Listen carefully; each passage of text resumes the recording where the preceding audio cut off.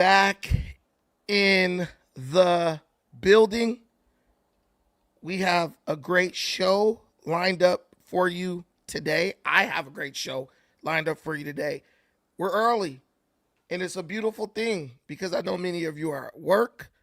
You're bored out of your mind. You're looking for something to do. You want something to listen to, and you want something that adds value to your day. That is this. This is that. We are going to talk about the black community, but we're going to talk about the world as a whole, because black people, unfortunately, we want to believe we live in like a bubble, but we don't. We live in a world that is full of other people, other cultures, who have their own experiences, and those experiences can't be minimized. And what I believe is that in our community, the way we were raised, and it's not any of our faults, those of us who are living currently, but we were raised in a way to where I feel black people are raised in a way to where we minimize the plight of others because of all the things we went through. Now, I'm not someone who's going to sit here and tell you that, you know, I'm not someone who's going to sit here and tell you that, you know, black people weren't at one point the most oppressed group on earth. That's a fact, right? Chattel slavery is real. I wouldn't even be opposed to reparations for chattel slavery. Do I believe it's something that's actually going to come? Probably not. But if they passed it out, we deserve it. If anyone deserves it, we deserve it, right? But I feel like we do a lot of minimizing of other people's, other groups, other cultures' experience, other ethnic groups' experience. And I think Cuba is one of those groups. I believe Cuba is one of those places where black people, we romanticize a situation that has basically cost a certain group of people thousands of lives. It's destroyed families. It's destroyed dreams. And the blame is always placed on the United States of America. But in reality, there's always two sides to every story, and it takes two to tango. So we have a situation in Cuba where they are in a very bad predicament, where their entire electrical grid has collapsed. It's collapsed. They've been in darkness for weeks. And due to this collapse, the Cuban government, the communist government, there's always that word, communism. The communist Cuban government is now reaching out to the United States of America saying, hey, after all these years of hostility towards the United States, hey, I think we ready to talk now. Now that you guys have some strong leadership, we ready to talk now. We ready to come to the table like regular, normal human beings and talk now. After we've oppressed our citizens for decades, after we've killed thousands of Cuban citizens who just wanted a chance at a better life, after we've exiled thousands of Cuban citizens, we're looking across the water and we're seeing Cubans live up to their full potential under capitalism, and it's growing harder and harder for us to convince our people living under oppression in Cuba that this is the best way, this is the superior way. I got a question for you guys. Why is it that all the communist countries are suddenly trying to make deals with the capitalist juggernaut of the United States?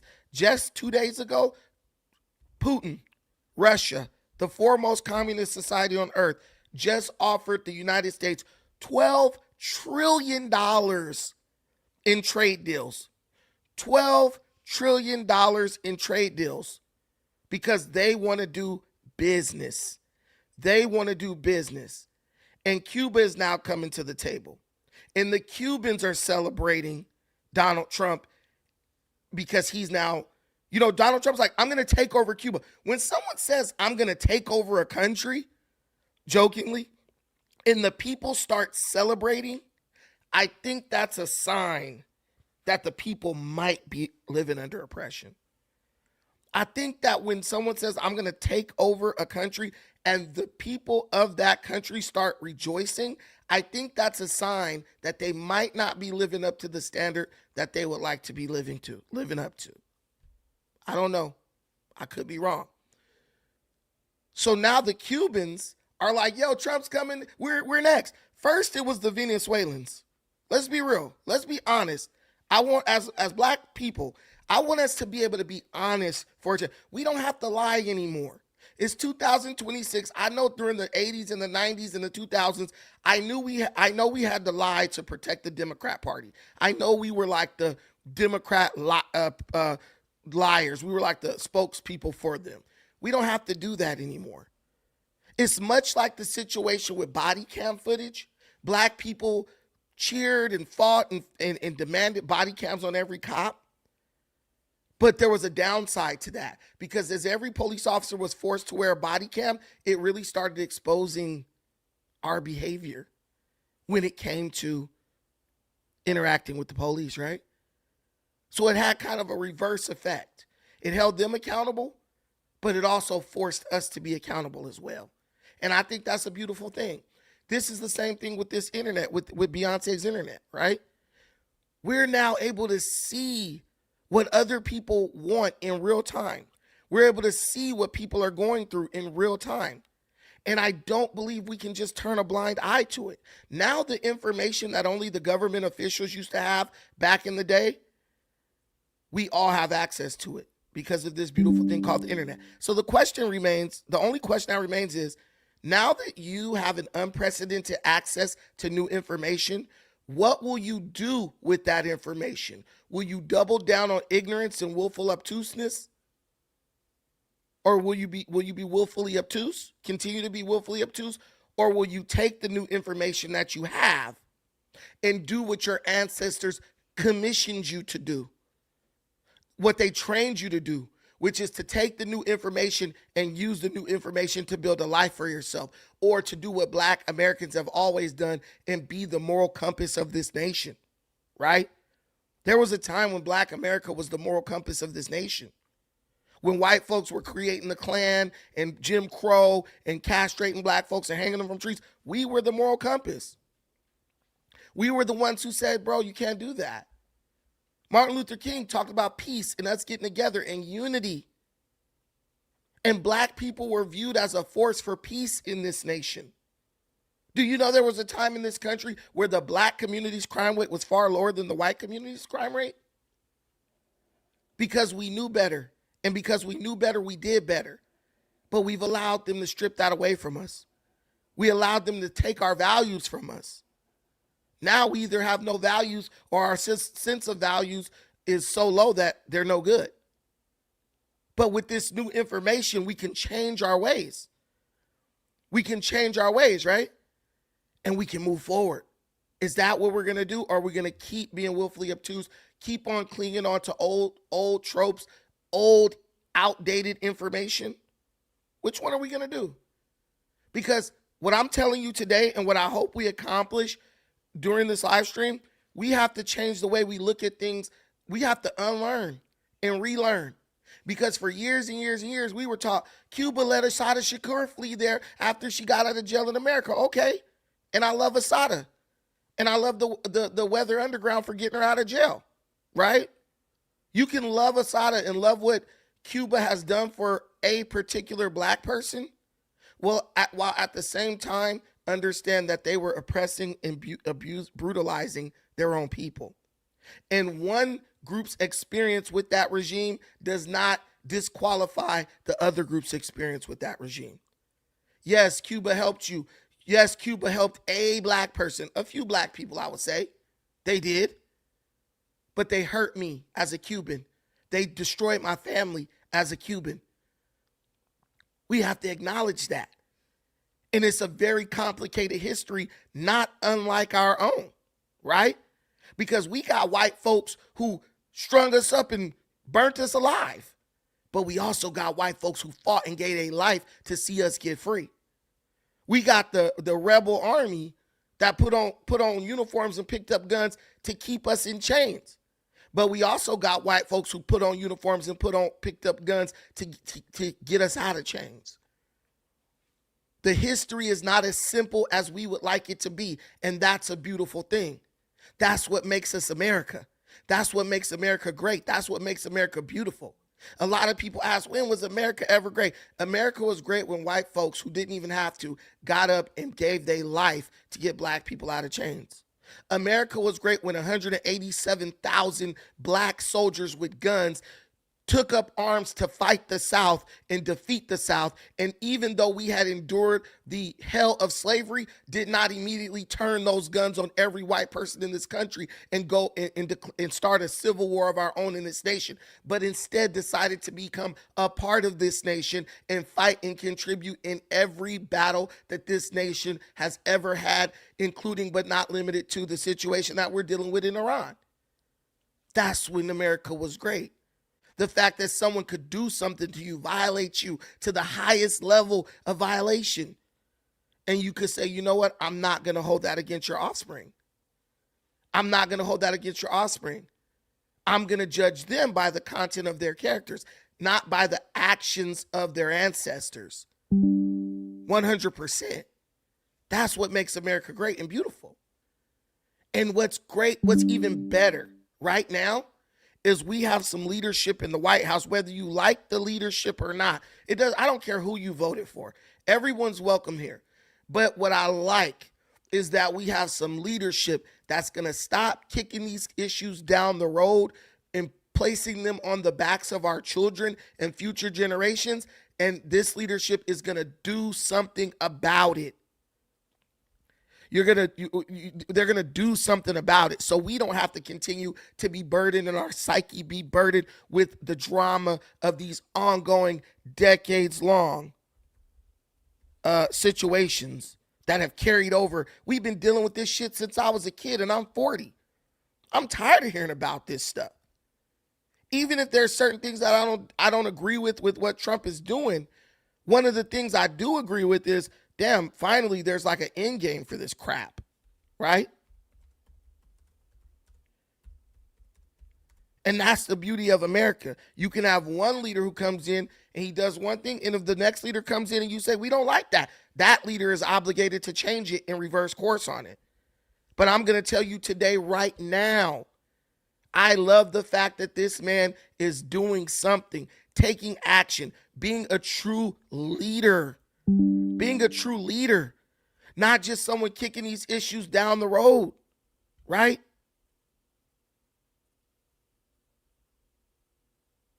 I remember back in 1787, when the founding fathers of this country were deciding what kind of government we would have. Someone asked Benjamin Franklin, hey, once they were done, he said, what kind of government did you guys decide to create? Benjamin Franklin famously said, a republic, if you can keep it. Can we keep this republic? And that's how I look at everything that Trump does. He does it, and we can decide if we want to keep it or not. We can decide if we want to move forward or if we want to go back to the old way. If you want to go back to the old way, if the majority of us decide to do that, then that's what we'll do. But at least we have motion. At least we have movement. Because for too long, this country's been stagnant. Our community, especially the black community, we've been stagnant. And it's time for us to do something else. And the first step to solving your problem is what? Admitting you have a problem. The first step to fixing your mistakes is to admit that you've made mistakes. And I'm okay. I'm as black as they come. My folks come from Georgia and Texas and Arkansas. That's about as black as it get. But as a man, I've learned, and one thing I've learned is it ain't no shame in admitting that you've made a mistake. And I believe that we've made a mistake about Cuba. I believe that we've allowed the things that the United States of America have done to us. We've allowed the things that this country have done to us to blind us to the true nature of the violent regime that's ruling over Cuba. And I believe as the world moves forward and we got this here internet and the Cubans are looking out through the windows. These are like, these things right here, these cell phones, they're like windows to the rest of the world. Could you imagine living in a third world dictatorship and you looking at people living life? Can you imagine looking at people going to exotic destinations, driving Maseratis and Ferraris, people trading stocks, making millions, people out here getting billions, millions off of social media, and you can't even participate in that? Is that really freedom? You can't participate in that because your government has a bone to pick with the United States. So you gotta suffer. You're a dude, you suffering because somebody who is dead. Fidel Castro is dead. Why are the future generations of Cuba still suffering? Because some beef between old men. I don't like that. Why are we at odds with each other, at each other's throats, because of a disagreement between political parties that were established before we were even born? Or a war between capitalism and communism that was started before we were even thought of? Everything is changing. Even with the situation between communists and capitalists. You know, I hate communism. I don't like communism at all. But one of the things I like about this government is the fact that this government is going in and they're not saying like, you got to change what you're doing. They're not saying, they're not saying you have to change who you are and the nature of your government, but they're saying you're going to have to change the way you're operating if you want to do business with us and change the trajectory of your people, right? Because the reality is, if you put capitalism up against communism, capitalism's going to win every time. It never fails. It never fails. If you look at Cuba when they were capitalist, that island was thriving. If you look at Cuba after communism took over, they're living in poverty. And you could say, well, the United States made it that way. Well, just look at Russia. You think Russia is a great country? Have you ever been to Russia? My cousin lived in Russia for years as a cryptologist, military intelligence in the military. He told me, he said, Brandon, outside of Moscow and St. Petersburg, Russia is a third world country. Just too much. And there's corruption here. But in communism, the corruption is so much more because you've gotten people to buy into this idea that we should let the government take our money. And the government knows what's best for us. And I'm telling you right now, the government don't know what's best for you. That's why the government needs to constantly be monitored, criticized, and judged by the people. I have no problem with people speaking out against Trump. That's your job. If you disagree with what he's doing, be vocal about it. You will never hear me shut somebody down because they criticize Trump. Just don't shut me down if I praise him or if I agree with what he's saying. Russia is no longer, you're right, Joe Mama. Russia is no longer communist, really. Let's be real. Let's be real. Guys, we have a super chat available if you want to contribute to the stream. We have one already. Shout out to Sucker Season LA in the building. Pass the collection plate around, my brother. You're funny. Hey, yes, there's a super chat feature at the bottom right-hand corner of the chat. If you decide to contribute to the stream, yesterday I made everybody an offer. I have some top secret information that's coming to me from someone that I know personally that is on an amphibious assault vessel in right near Iran. They're there. They were diverted. They were extended from the Pacific to the Persian Gulf. They're there. They sent me some photos that I believe are very telling when it comes to what the United States is planning next. And you'll basically have information that none of the major media outlets have. The photos have been cleared by his superiors,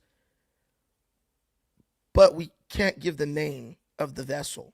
So if you guys want those photos, contribute to the stream. Please help us reach our goal. We're looking for 10 super chats of $5 or more, and I spill all the tea, and I tell you what I think.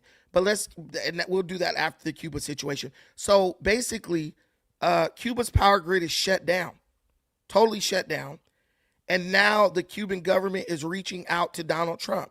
And I love that for them, because I think even people around the world understand that Trump gets things done. Whether you like him or not, he's getting things done. I mean, at this point, you have African nations reaching out to Trump. You have Cuba reaching out to Trump. You have other leaders reaching out to Trump because they're like, dude, the United States is back. They're back working. They're back helping again, whether we like it or not. And I'm going to just let you check out these clips, and I'll react to them. That helped protect Maduro. This is well known. Their whole spy agency, all that were full of Cubans. I mean, it's amazing. This poor island took over Venezuela in some cases. One of the biggest problems the Venezuelans have is they have to declare independence from Cuba. They tried to basically colonize it from a security standpoint. So, yeah, look, if I lived in Havana and I was in the government, I'd be concerned, at least a little bit. Cutting off the oil flow to Cuba from Venezuela? Well, the president already announced a week ago that anything that's sanctioned, oil, it's not going to be allowed to get there. So that's a pre-existing. Mr. President? The answer is yes. Yes. And breaking news into CNN, Cuba's electrical grid has suffered a complete and total collapse. I want you guys to notice something, though.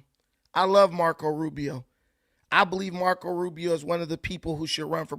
I low-key don't want J.D. Vance to run for president. I want him to back out, and I want them to let Marco Rubio become president. Race is not a factor for me. I don't care about that. What I care about is he's an effective communicator. Do you guys know that as much as we have partisanship in the political arena, do you know that Marco Rubio as Secretary of State has a 97% approval rating across both parties? I believe Marco Rubio will be the unifier when it comes to American politics. He can bring us back to where we're all just fighting to do what's best for this country. And you know what? The beauty is poetic, really, because he's Cuban.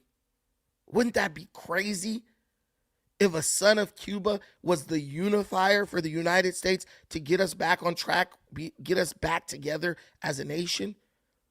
But do you notice how Marco Rubio didn't want to go too far with what he was saying? And then Trump just comes like, yeah, we are.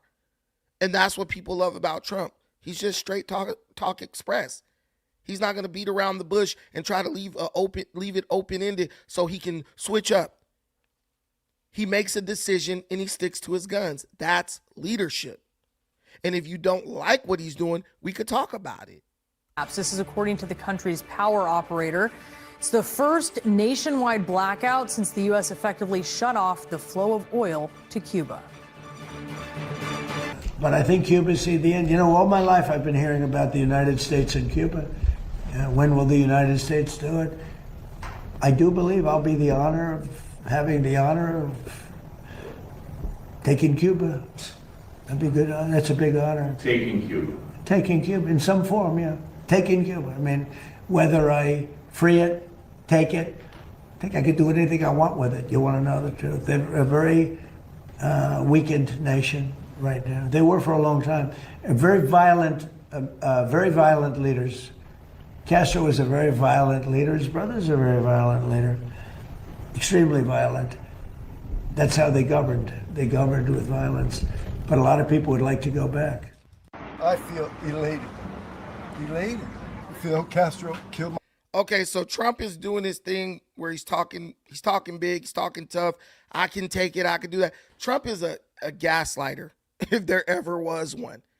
People forget that Trump was in the entertainment business. He knows how to get a reaction out of people. I see people, there's people in the comments, they hate Trump and all that, guys. Let me tell you something. I love that you guys are here. Excuse me. And I love that you don't like Trump. I really do.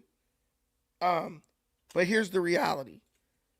I want you to go to the midterms, and I want you to vote to put people in who will oppose Trump. If you don't like Trump that much, instead of undermining your country by making an attack on the president, whether you believe he was right or wrong, you live in a country that's so beautiful that you can make a change. He's the most powerful person in the world, but you, the American people, actually have the power You can clip his wings. You can clip his wings if you want to. Just put a bunch of Democrats in. And then in 4 years, go to the voting booth and vote against this party so that no one like him will get in the next time. This is a channel that's about solutions, not just constantly lamenting problems. You got a lot to say about Trump? That's cool. Bless you. But the beauty of this country is that you can do something about it. What does a Cuban do if they don't like Castro? They get killed. What does a Cuban do if they don't like the fact that Fidel Castro's brother took over after he died and they have no choice in it? They get killed.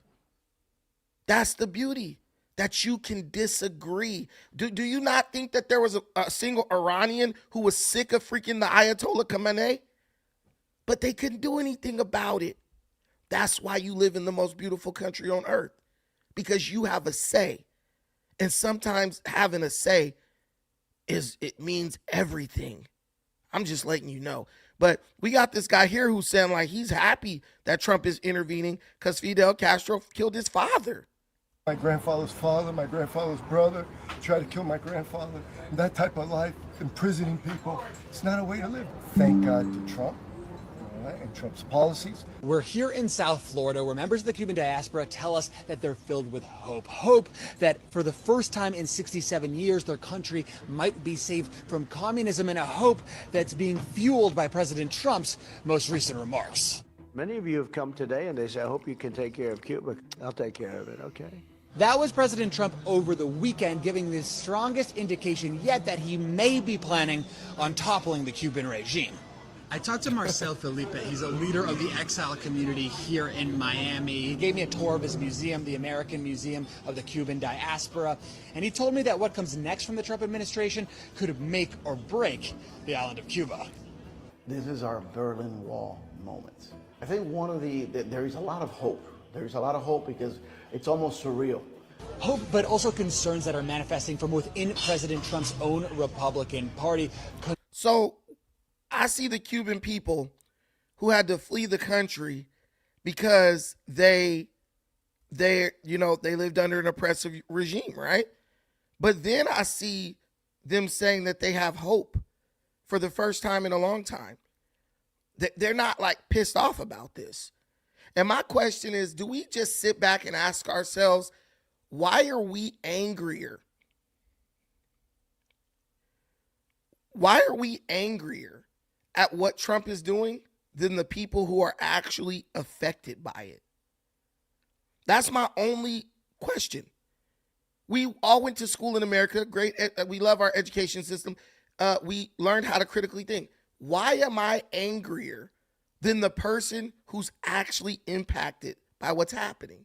Why am I more mad at Trump for invading Iran than an Iranian is?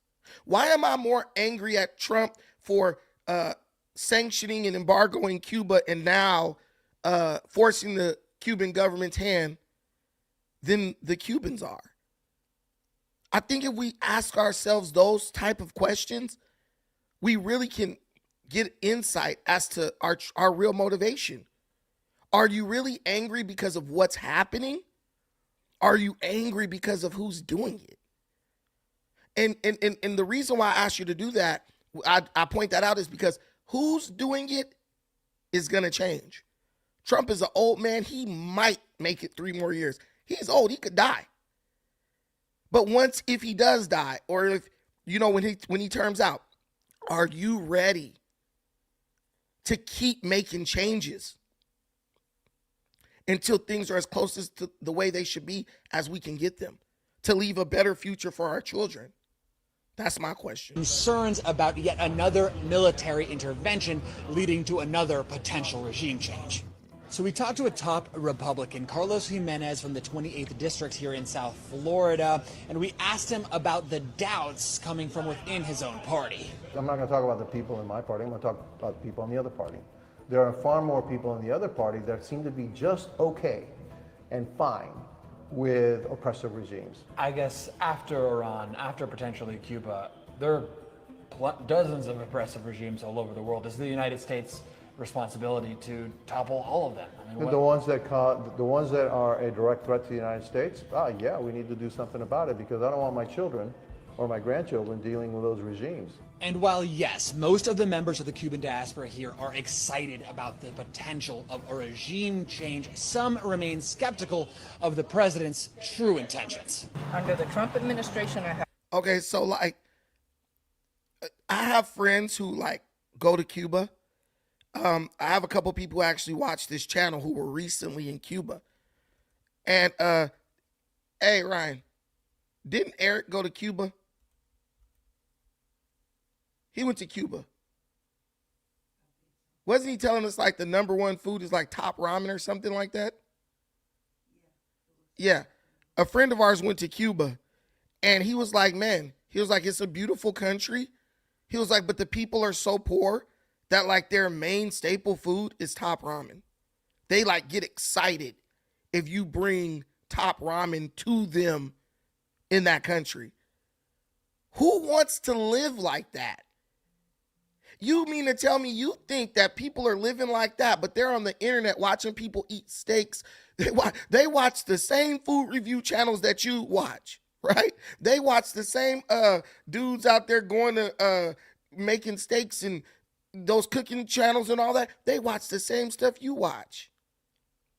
And they get to look at a pack of top ramen noodles for dinner every night. You think people like living like that? You think the way you feel about how they live and them being liberated by Trump, you think that that matters to them? They couldn't care less. They're like, we want true freedom. Because here's the thing. Even if Cuba is under embargo, right? Let's say Cuba's under embargo. That doesn't stop Cubans from leaving Cuba. What stops Cubans from leaving Cuba is the regime who won't let them out the country because they're afraid that they won't come back. Let that sink in. We say, oh, communism doesn't work because of embargo. Okay, well, it's like the Berlin Wall. Remember, it was communism on one side. It was capitalism on the other side. The two sides looked totally different. And when the wall finally came down, did everybody say, yeah, let's make this like communism? No. They said, let's make this like capitalism. And the rest was history. There's no comparison. I love that for these Cuban people, that they will finally be able to experience what we get to experience. Why do we love living under freedom, where we can criticize our leaders and have a say in what happens with our elections, but we don't like that for anyone else? That's troubling. That Americans understand the value of their freedom, but they despise others gaining freedom simply based off who is the instrument that is being used to accomplish that freedom. That's bad. That's sad to me. I'll tell you, I don't know if any of you are homeowners, but you might have preferences about certain things, right? Say you drive a car and you love going to Chevron. That's your gas station, Chevron. I don't go nowhere but Chevron. But then you rolling down the road late one night and your gas tank hit E and ain't no Chevrons around. At that point, are you going to give a damn what gas you put in the car to get yourself home safely? No. And that's the way I look at the president. I don't give a damn who's doing it. As long as what's being done benefits the American people, and it does, because this opens up economic opportunity for Americans, and it benefits the Cuban people because it's giving them an opportunity to have something that they haven't had in a very long time. It's a win-win. The only group that loses is the oppressive regime. So we at the point, it's the same thing with Iran. We're at the point where we are so partisan and so against each other that we are sitting up here fighting and defending progressive, oppressive regimes just because we don't like the president of the United States. Trump's a king. He's a dictator. No kings. But we're going to stand up and vouch for a bunch of dictators who act like kings because we don't like Trump. What are your motives? What is your reason? Why are you doing what you're doing? Why are you saying what you're saying? I hope it's pure. I hope your intentions are pure.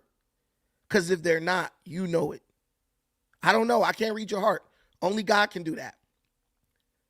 But I hope when you examine yourself, you find that your intentions are pure. I don't know what this lady's intentions are. She sounds crazy as hell. Have no face. People will be suffering as the Cuban people. He'll take over Varadero and put a Trump hotel there because it's for his financial gain and his buddies. And until I see some liberation from Cuba, I don't believe anything he says. Can you imagine what's happening in Miami right now? So she said the Cuban people have been suffering. Trump will come in and put a Trump hotel there. Okay, what's the problem with that? Trump will put okay, let's do a quick quiz. If Trump puts a Trump hotel in Cuba, who works there? A Trump hotel is creating 1,000 jobs off rip first week. If Trump puts a Trump hotel in Cuba, who works there? Do a bunch of black Americans go over there and work? Do a bunch of Hondurans go over there and work? Do a bunch of Egyptians from Egypt go over there and work? No, a bunch of Cubans work. Now you just given 1,000 Cubans economic mobility. You're not going to really be able to get me to go against capitalism because capitalism lifts people out of poverty faster than any other economic system in history.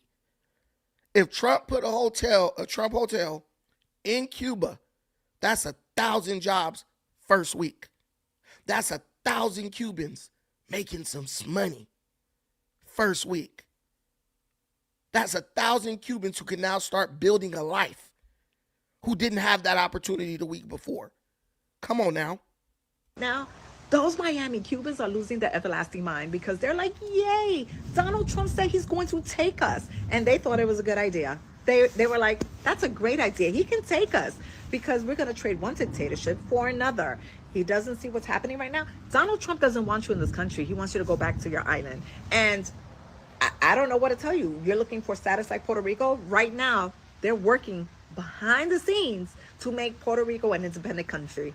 You don't seem to understand that. The problem is logistics for them because they make so much money, billions of dollars because of the Jones Act. Meanwhile, while all of this is happening and people are starving, they don't have enough oil to keep the lights on and they're not able to provide for their family. And forget about housing because it's no bueno.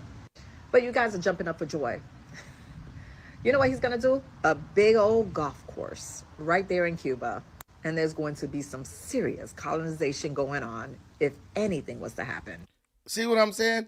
The more they talk about what Trump's going to do, the more it makes what Trump's going to do look appealing. Let's be real. He's going to put a golf course. Oh, you mean give Cuba? And somebody in the comments was like, oh, 1,000 jobs is not a lot. But what if he does the golf course? What about all the other businesses do you know that because of what Trump is doing, the Cuban regime is now, they were trying to like move quickly, right? They were in trouble. They were trying to move quickly to stop from having to do what they did with Trump. They started saying, oh, Cubans living abroad, you guys can now open businesses in Cuba. Before that was banned. Fidel Castro had banned that for decades. But because they need money, they're like, maybe we should let Cubans open businesses in Cuba. But the Cubans abroad don't want to even go back to Cuba because they're afraid they'll be held hostage and won't be allowed to leave. So if Trump opens Trump Hotel in a golf course, do you know that will now give confidence to other Cubans living abroad to say, oh, let me go open a business over there. At least there's some type of oversight over there. My president can back me up if Cuba does something underhanded to me. I'm telling you, this is a win for Cuba. And the more these chicks try to spin, they're literally proving the point that Trump and Rubio are making. See, so she likes being able to walk outside and fill out an application and get a job, but she loves the Cuban people so much that she doesn't want them to have the opportunity to do that. And what you'll learn is that the people, there's a saying that says the road to hell is paved with good intentions. Now, I believe that these people might mean well. They have good intentions, but they don't understand how, even though they have good intentions, the things that they're saying And the mindset that they're attempting to spread, the thought process that they're attempting to spread to other people, is one that actually works against the people they claim to be concerned about. She's not using her critical thinking. If she is, she's just grifting. Why would I be against job opportunities coming to Cuba? America was already heavily in Cuba before Castro took over.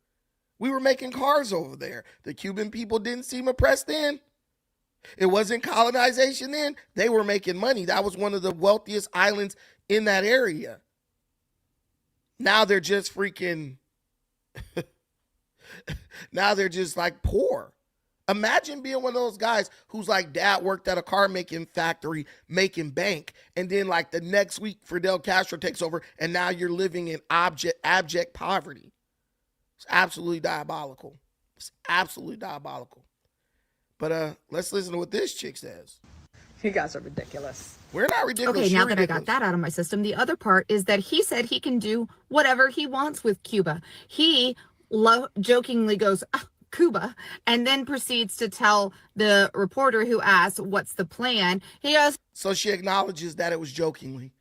He jokingly, once you said he jokingly, you acknowledge that you know that it was a joke. Now you're about to try to gaslight us by making it seem like he was being serious. Okay. I'll just probably take it. He goes, so sir, you're saying just like take Cuba? And he said, yeah, do whatever I want to with it. I mean, I can do whatever I want to with it. Oh my God. You cannot be seriously sitting there looking at this man thinking this is okay, because I need you to listen. Come closer. At some point, someone not on his team will take over. I don't know when that will be. Might be in 6 months, might be in 10 years. And when that happens, all the things that are happening right now will be undone. And all of you will be punished for the crimes against humanity, for the crimes against immigrants, for the crimes against American citizens, for taking health care from the poor, for making it difficult for people to access SNAP, for trying to control women's bodies. All of this at some point will come back. Trump is in the Oval. So these people scream about saving democracy, right? We got to save democracy. But they basically create an environment where they try to scare you out of exercising your democratic rights because for fear of reprisal or retribution when the next person takes over. Do you see? Am I the only one who sees how sick these people are? They're literally like, yeah, be careful what you do when the person you elect gets in, because if the person we like gets in, we're going to ask them to punish you. What? I don't like what Biden did in a lot of ways. There's some things I like about Biden, CHIPS Act, things like that. He gave a lot of money to HBCUs, certain things like that.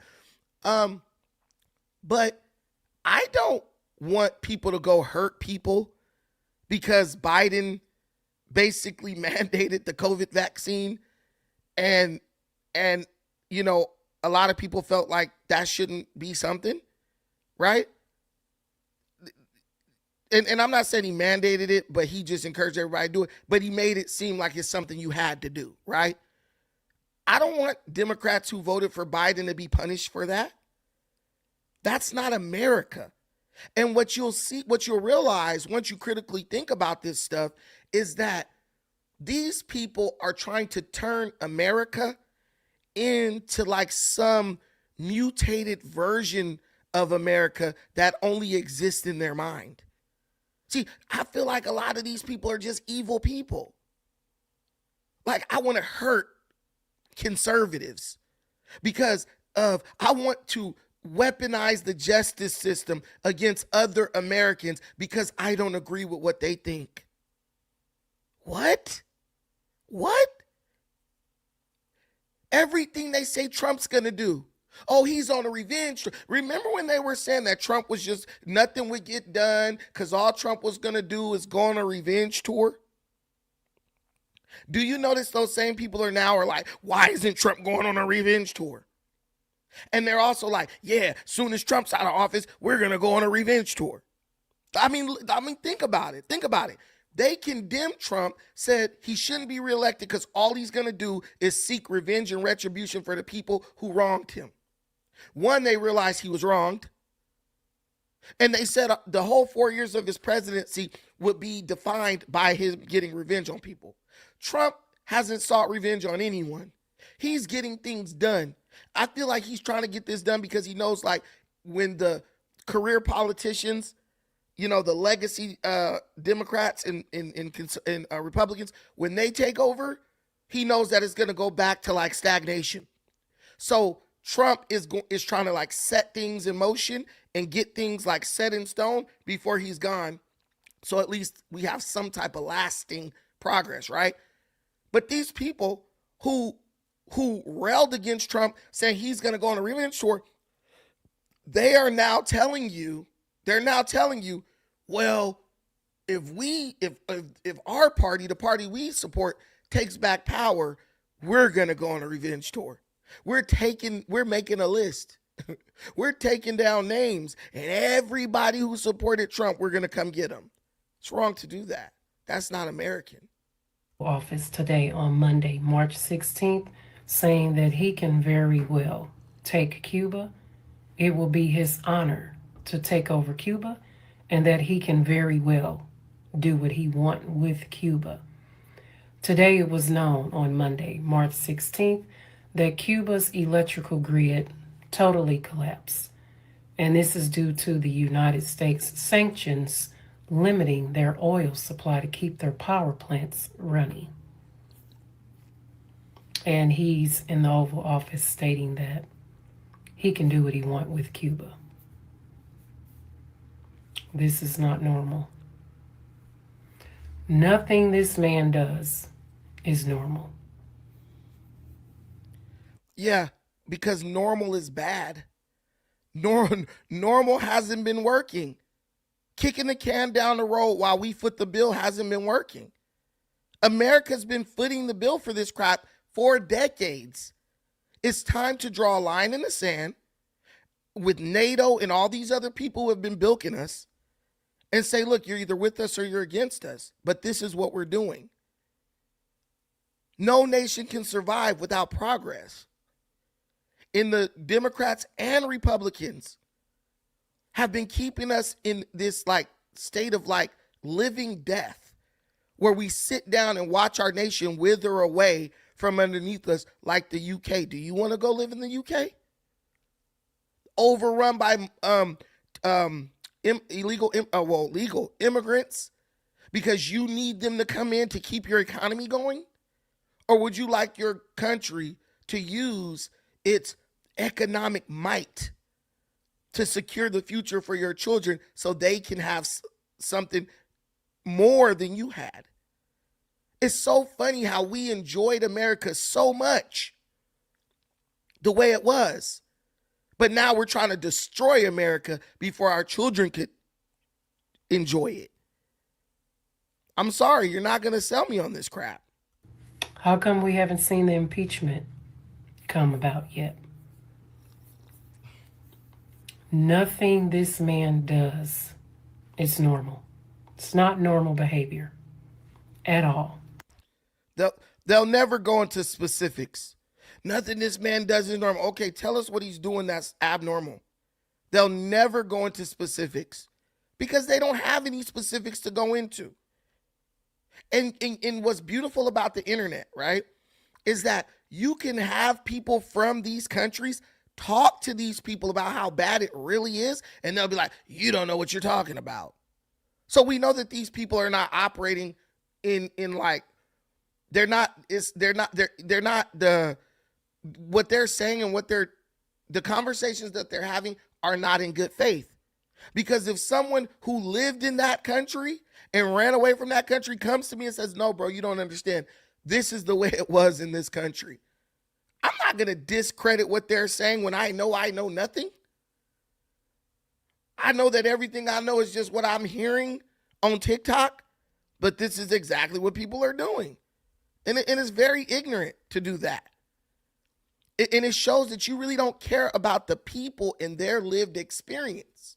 You only care about how what Trump is doing is making you feel. But maybe what you feel is based on the fact that you don't have accurate information. Because the information is passing through a filter. Look at both sides of the media. Go get ground news so you can see both angles. That's what I do. Go get ground news so you can see both angles and know what's going on from both perspectives. But if you live in an echo chamber, you're not going to be able to know what's going on. You're not going to know what the hell's going on. You're just going to be out here regurgitating whatever you hear. I have some more super chats that I have to get to. I appreciate everyone who's contributing to the stream. If you don't have the super chat feature available to you on the bottom right-hand corner of the chat, there's also Cash App and PayPal available. The links are pinned to the top of the chat. So you can use those if you want to contribute to the stream. And don't forget, we are going to give some secrets, some military secrets when we hit our goal. We're almost there. I think we're like 3 super chats away, 3 $5 super chats away from you guys getting this info. This info is like, it's major. Because I have someone who's on an amphibious assault vessel in the Persian Gulf right now, or right around the Persian Gulf. They're there, and they're giving me info. They're sending me pics and everything, and I'm going to share the pictures with you guys. Shout out to All Gas, No Brakes. My brother is in the building. How can Black Americans hate on Cuba? For decades, they have offered free medical school to us. They have provided refuge for Assata Shakur and Black activists. And All Gas, No Brakes brings up a great point, and I love my audience because they're so smart. We're so smart. The kinfolk is out here thinking. As much as Cubans have given to Black Americans and as much as they've done, why don't you want them to live free? They didn't ask to live under an oppressive regime. It's not something that, by this point, all the people who may have supported Castro, they're dead. Castro's dead. Why can't they have what you have? Why can't they criticize their leader? Why can't they say, I'm not happy with what's going on in Cuba and we need to change. You need to step down and we need a new president. They can't even do that. As pissed off as you may be with Donald Trump, in 3 years, you know this dude got to go. That's the beauty of America. Why can't they have that? Why is the idea of them having that making you so infuriated? Buddy Eddie in the building, my other brother. Same thing in China. Talk bad about Xi Jinping, and you're about to have a bad day. Possibly your family as well. We know it's true.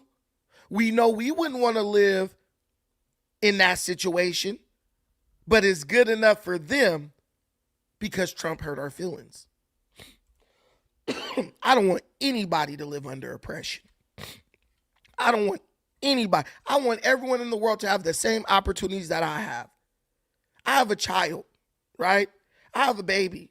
My babies are like, I couldn't imagine living in a country where my babies don't have the freedoms to pursue what they want to pursue. They can't get on. I'm gonna take my daughter here soon to Japan. I can't imagine living in a country where I can't do that. And I can never be mad.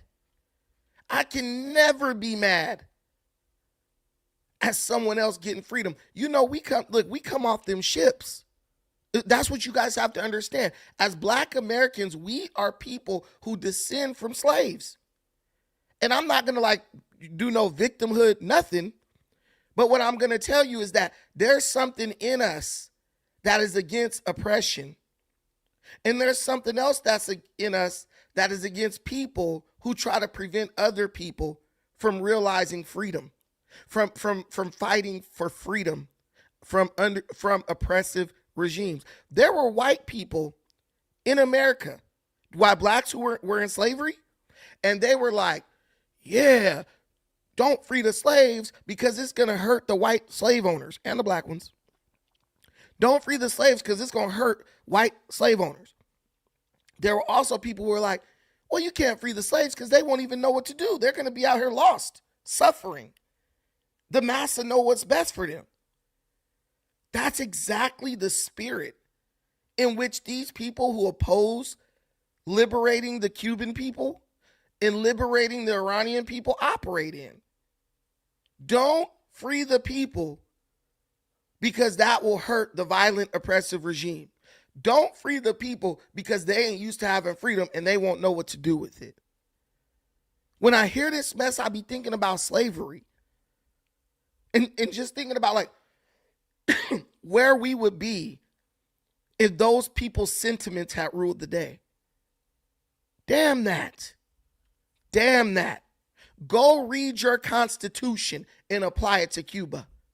And if those people don't have the freedoms that you enjoy due to your beautiful piece of paper called the Constitution, then you need to stop talking against them being liberated. I ain't going to support no dictator. I believe in democratic elections. When's the last time Cuba had those? I believe in free and fair elections. When's the last time Iran had those? Well, if you haven't had them, guess what? You need to have them or you need to get ghost. That's what I believe. I don't know about y'all. Some of us as black folks, man, we didn't let our hatred of Trump change who we are fundamentally. And win, lose, or draw, no matter who's sitting up in that White House, I'm a man, I'm a black man, I have a lived experience. We have a shared lived experience that tells us that you don't never stand in the way of a group of people getting their freedom. If you, and my granny used to tell me, if you ain't got nothing nice to say, don't say nothing. But also, if you out here talking trash in its malicious intent, in its bad faith, my granny also used to say it's going to tell on you before you tell on it. Now put that in your pipe and smoke it. Where are we? We're almost there. I think we need one more $5 super chat so I can give you all these secrets. And I'm so confident that we're going to get that super chat. I'm just going to start pulling up those pics right now. I have faith in you guys. So I'm going to just start pulling up those. I'm going to start pulling up these pics right now. My battery and my mouse is dying, but it's okay. We good. Okay, where are we? Let me find this. I believe. Where is it? Oh, right there. Boom, bada boom, bada bing. Okay. So I'm not going to tell you the name of the ship because it's here, but I know the internet be digging. And I don't want y'all to know exactly what ship my kinfolk is on because I don't want it to have a negative effect on him, right? But he gave me permission to show this stuff. And I want to, here we go. So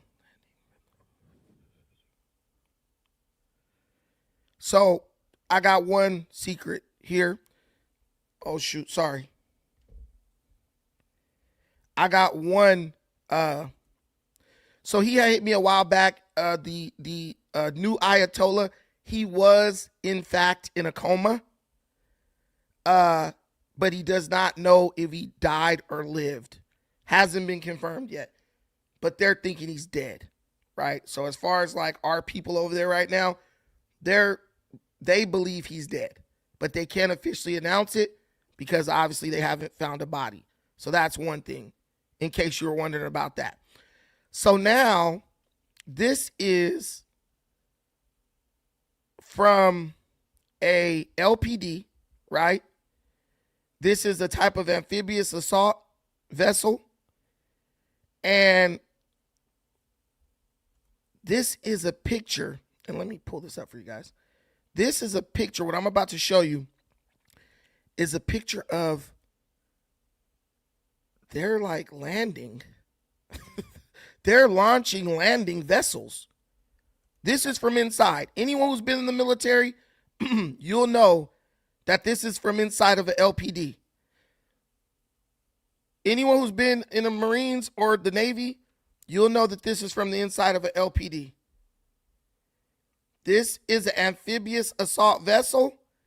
They are over there. I don't know if they're in the Persian Gulf But they're right there where Iran is, and that is a landing vessel with Marines on it, and it's launching. That's what I can tell you. I don't know. I don't know how you guys feel about that. But yeah. So I wanna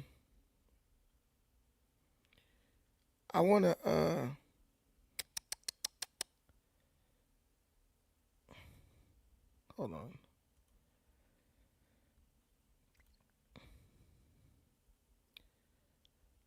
So hold on. I wanna just download this really quick. Okay, cool.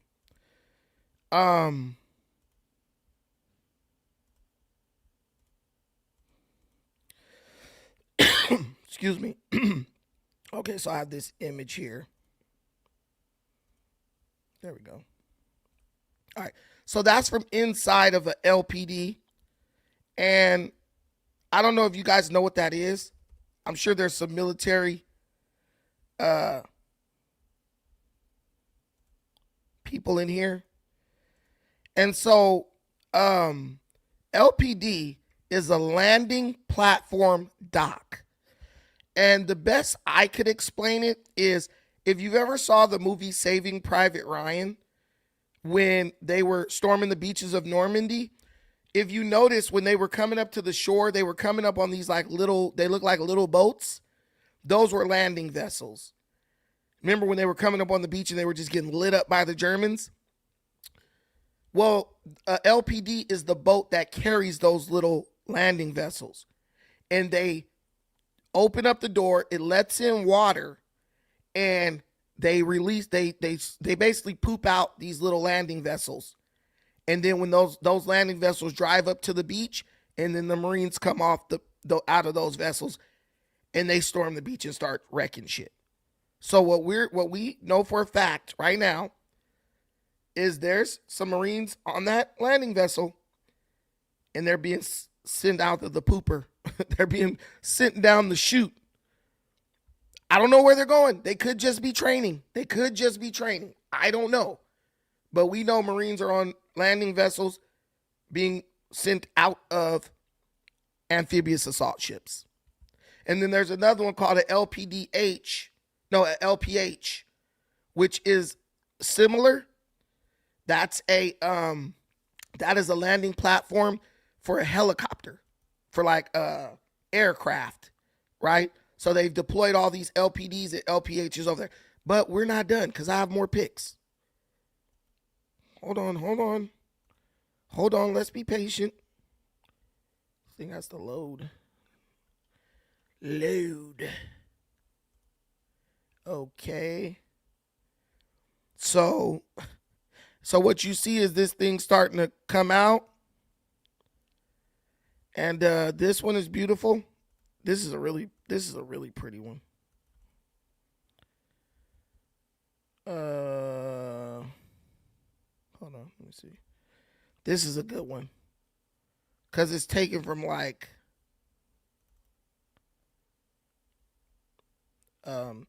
this next one is taken from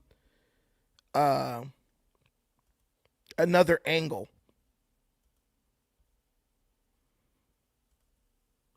Yeah, where's the one? Okay, here it goes. All right, this one is taken from another angle. You can see that. So this is someone standing in like a corridor, and they're basically showing you they're on the vessel. I'm out here. I'm telling you, we're announcing stuff 5-7 days before the news is announcing it. But that's because I have people on the inside, man.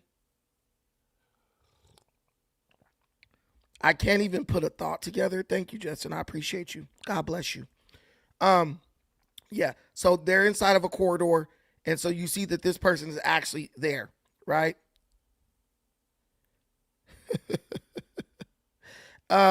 And then last but not least, I think I have this one.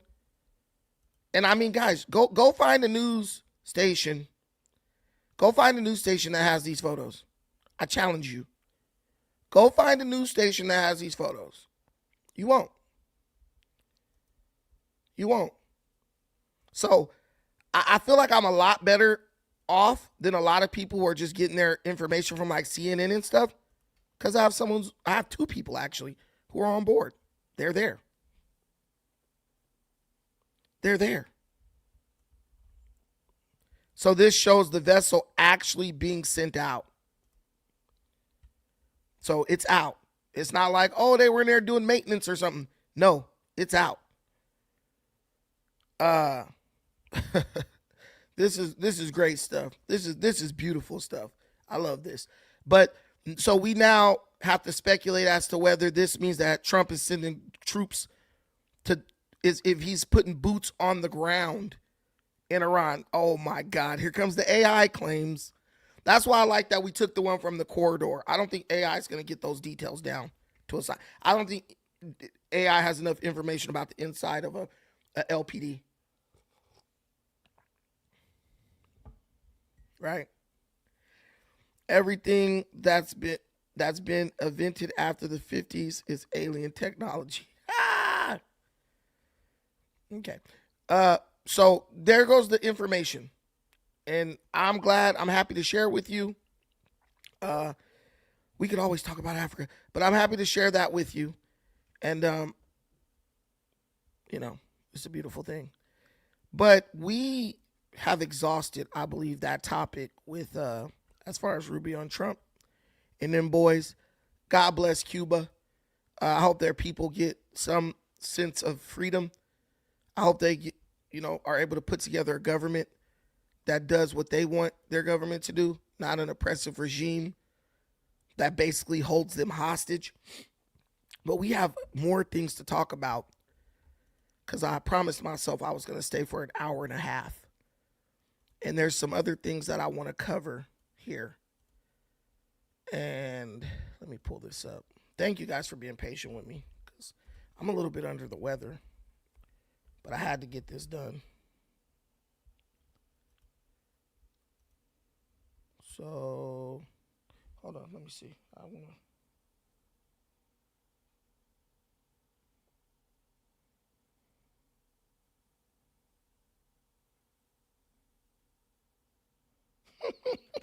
I saw a story where a lady was identifying as a dog and she was in front of a grocery store, like moving around and shaking her butt like she was a dog. And a dog actually attacked her. She identified as a dog and actually got attacked by a dog, which is crazy work. If you ask me, that was so hilarious. That was so hilarious. Okay, yeah. So, I don't know if you guys heard about this story. Have you guys heard about the Starbucks strikes, the Red Cup Rebellion, where all the people from Starbucks are like in front of the Starbucks? They're still working at the Starbucks actively, but when they're off work, then they go outside and protest and talk trash about the Starbucks. Like, who's ever known people to do that? Go to work, and then as soon as they get off, go outside and protest against the company that they work for. That's crazy. But a lot of these people found out, which is crazy, because a whole Starbucks store was fired. Every employee in the store basically was fired after participating in this Red Cup Rebellion. It's absolutely crazy. And I want to share this story with you. I'm kind of freestyling right now, but we'll get through it. We got to tap in on this one. Attention, please! At this time, the workers at this Starbucks will be walking out and going on strike. And as you just heard, baristas at a Starbucks in the University District walked off the job. That video you just saw was sent to us by the Union Workers United. Today we saw baristas and their allies also rallying outside the store in University Way. The union tells us baristas are demanding higher wages and more staffing and protections.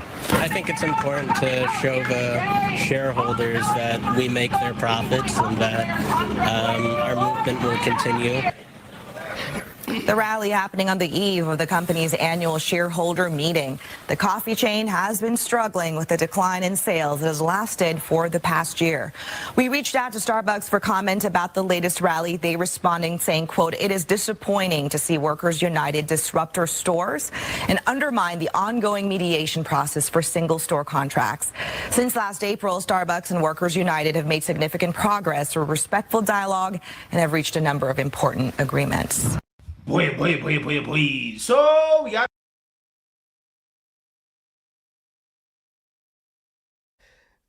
listen, I thought that Starbucks was like a really good job for like college kids, you know, people who are young, people looking for part-time work, people who are having roommates.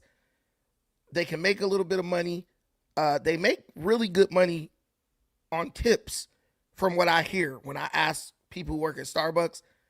But for some reason, they're asking for more money. And my question to people who ask for more money at what is essentially non-skilled labor is what exactly do you believe you're doing to warrant you getting more money? And if you want more money, how much more money do you want? And when you talk to these people, the amounts that they're requesting are crazy. They want like $30 an hour to make coffee.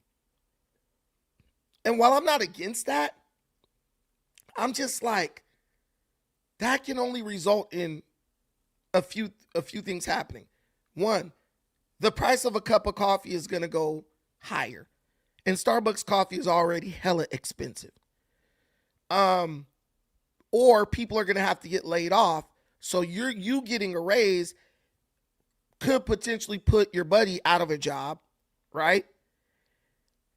Or Starbucks could say, F it, we're just going to shut down. Or they fire you and seek to hire illegal immigrant labor. Like, I really don't understand these people. They want more money. They feel like they deserve more money. And I'm not saying that they don't. I'm just saying, like, you can't squeeze blood out of a turnip. It's like, what do you think do you think you're working at like Boeing? Like they're going to get like a $5 billion or $20 billion contract from the government?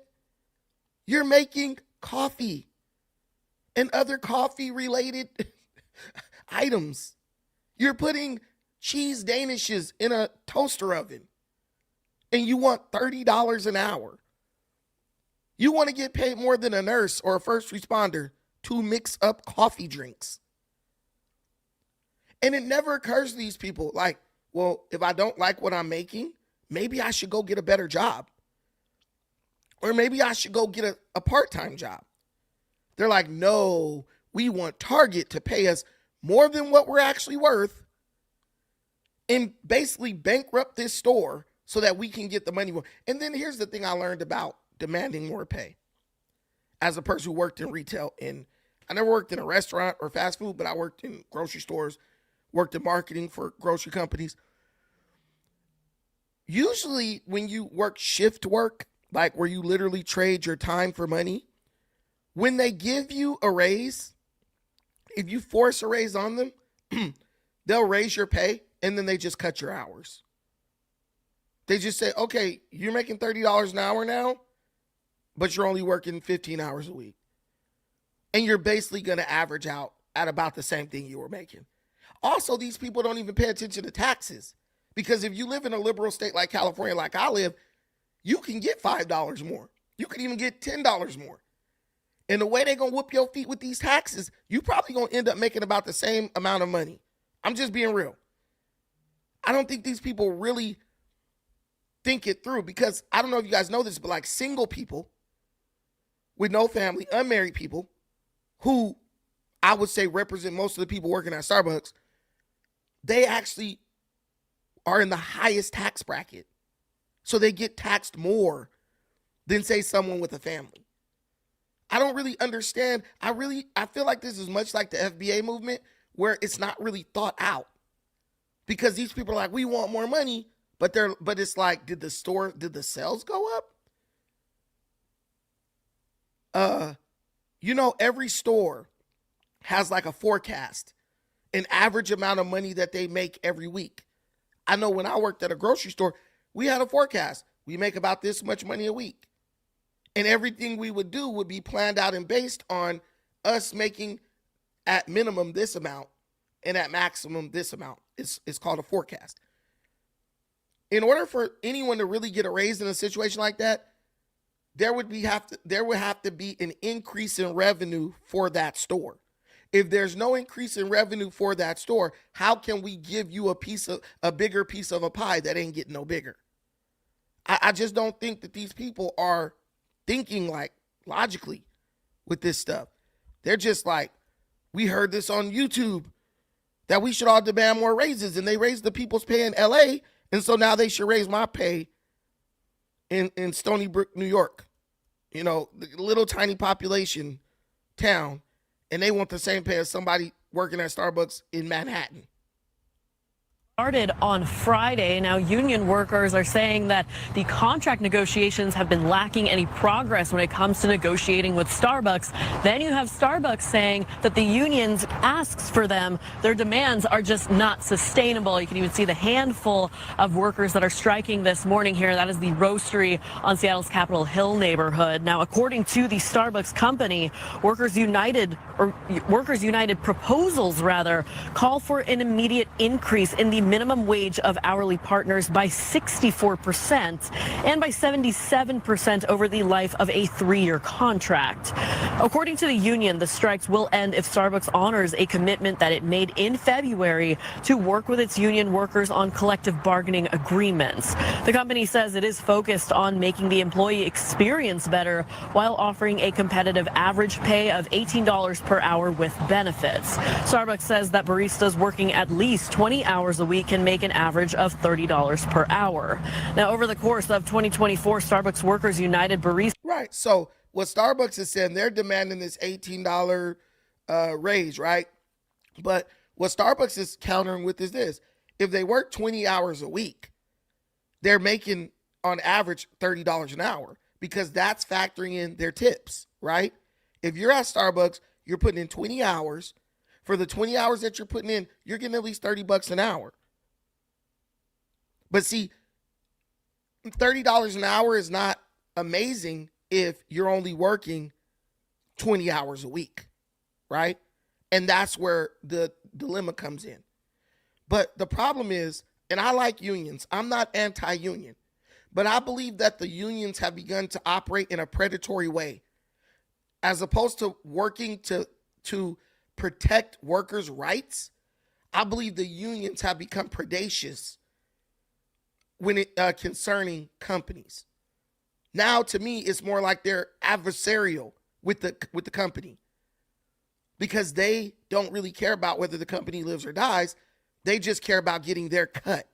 Understand that? So, like, the union, when you unionize, the union is going to take money out your paycheck. So the reason why the union immediately presses you to ask for more money is because the more money you get, the more money they can take out of your paycheck. So it's really a selfish endeavor. It's not altruistic. The union is trying to increase their pay by getting you to force your employer to increase your pay. And that's the part for me that I really don't like.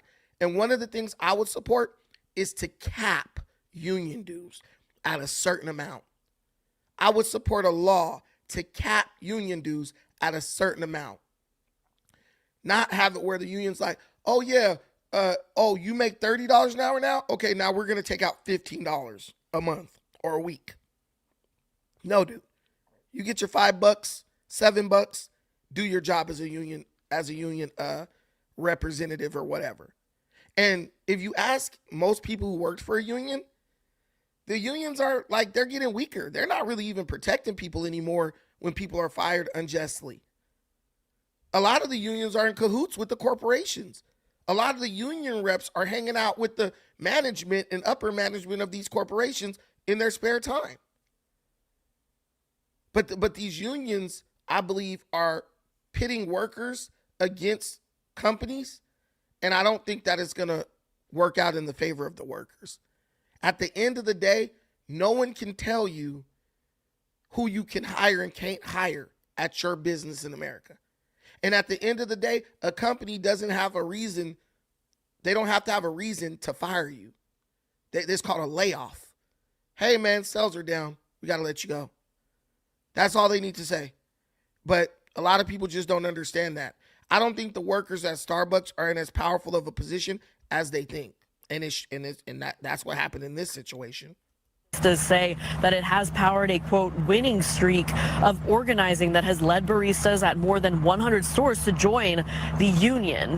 Now, the union says it is driving forward a nationwide movement of more than 10% of baristas working together to win workplace protections. For example, they want to focus on core issues like respect, living wages, racial and gender equity, and fair scheduling. And this is happening at more than 500 Starbucks locations. See, and then they always sneak the DEI stuff in there.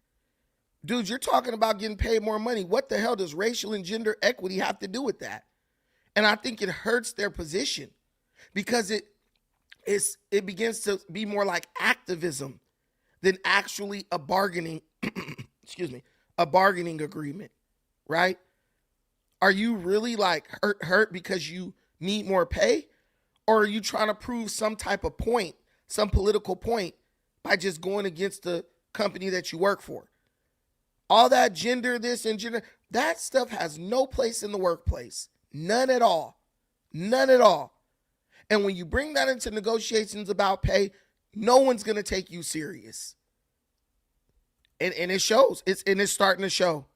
I don't know why. I don't know where these people's parents are.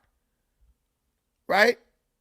I don't know where these people's parents are to tell them, like, you don't give up your livelihood because someone has gaslit you into thinking that you got to try to save the world from behind the counter at Starbucks.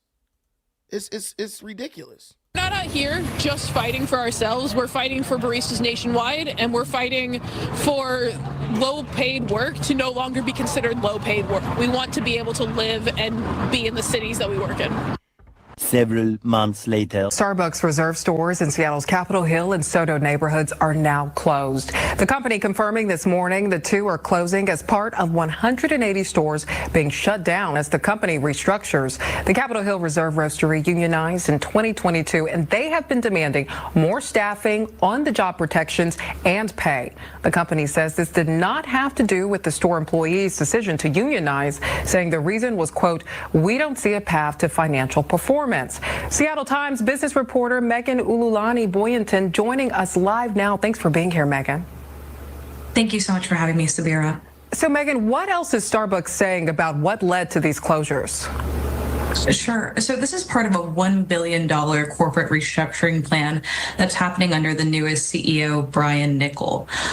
So to give some context, earlier this year, there was already a layoff that occurred of about 1,100 corporate employees. So the announcement today constituted another round of layoffs, a second round. So that's going to affect 900 corporate employees. On top of that, they added that there's going to be an unspecified number of store closures. Okay, so you see right there, they were out here protesting. They got a bullhorn. They're announcing this stuff, just being totally unprofessional, announcing this stuff to customers and stuff like that. Just it's bad. It's not a good look. There's no decorum. And they felt they were in a position of power, but they learned a very important lesson about life. And that lesson was no one owes you anything. You should be grateful to be employed. You should be grateful to do something where you can get paid a base amount, 15, 18, 20 bucks an hour, and then be able to make tips on top of that. Most jobs in America don't operate with a tip incentive. They took it for granted. Yes, you are the best barista in this particular Starbucks, but you're not the best barista on earth. And if you are, you need to be opening your own coffee shop. And I think with coffee, this is one of the few businesses where the overhead is relatively low. And day by day, I live in California, beautiful sunny Southern California. The people are becoming more creative when it comes to vending coffee. I have a friend, she has a coffee bus, like a Volkswagen bus. She sells coffee out of that. There's people selling coffees out of vans, people selling coffees off of bikes, right? People selling coffee out of like shipping trucks, right? So it's like there's so much more competition for Starbucks. And they're like, look, we got a lot of competition.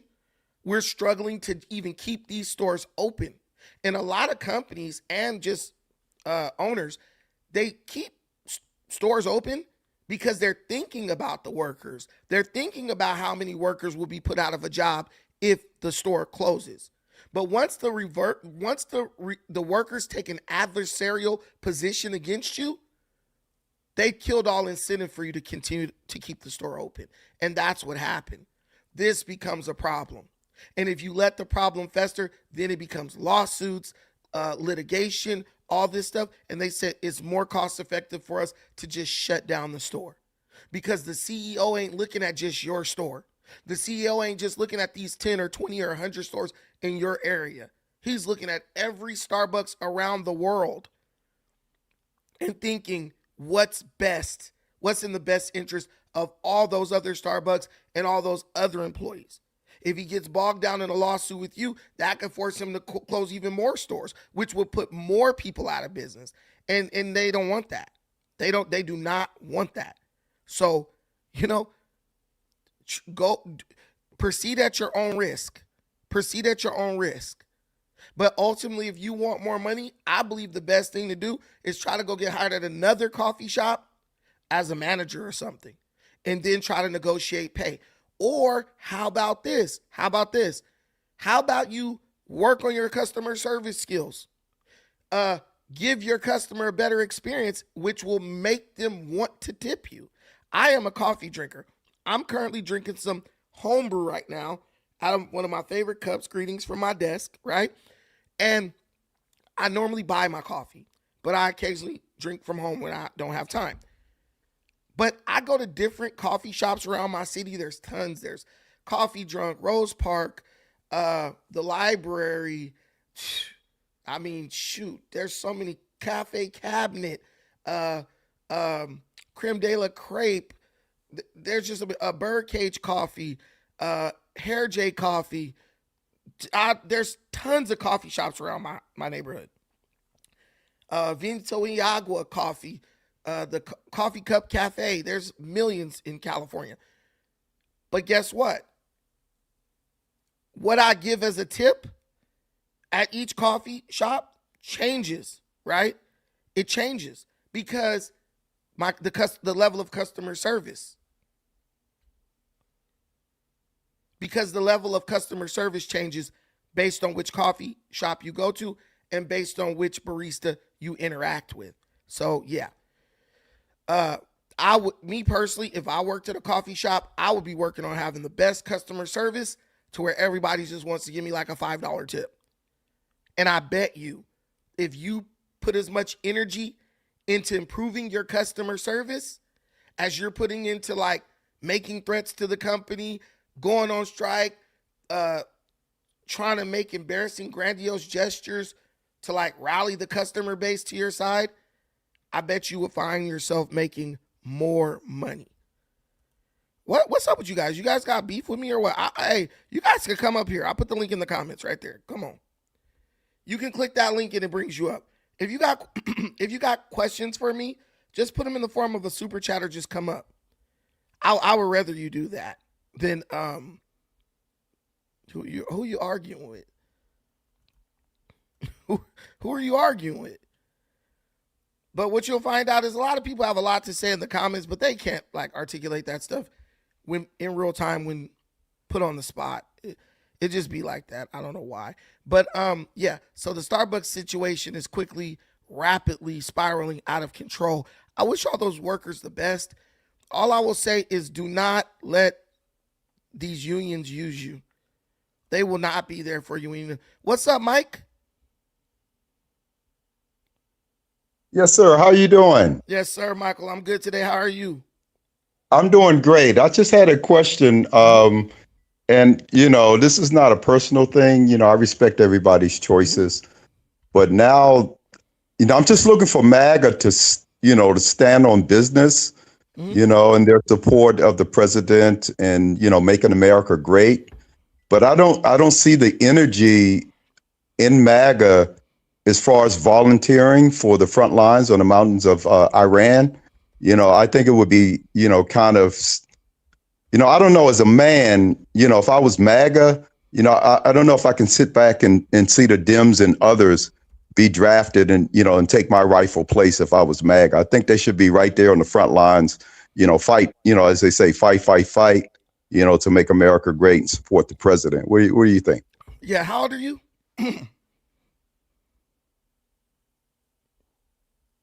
How old are you? Yeah, you say how old am I? Yeah. I guess I would be a senior citizen. Okay, so you're an older guy. I'm 40.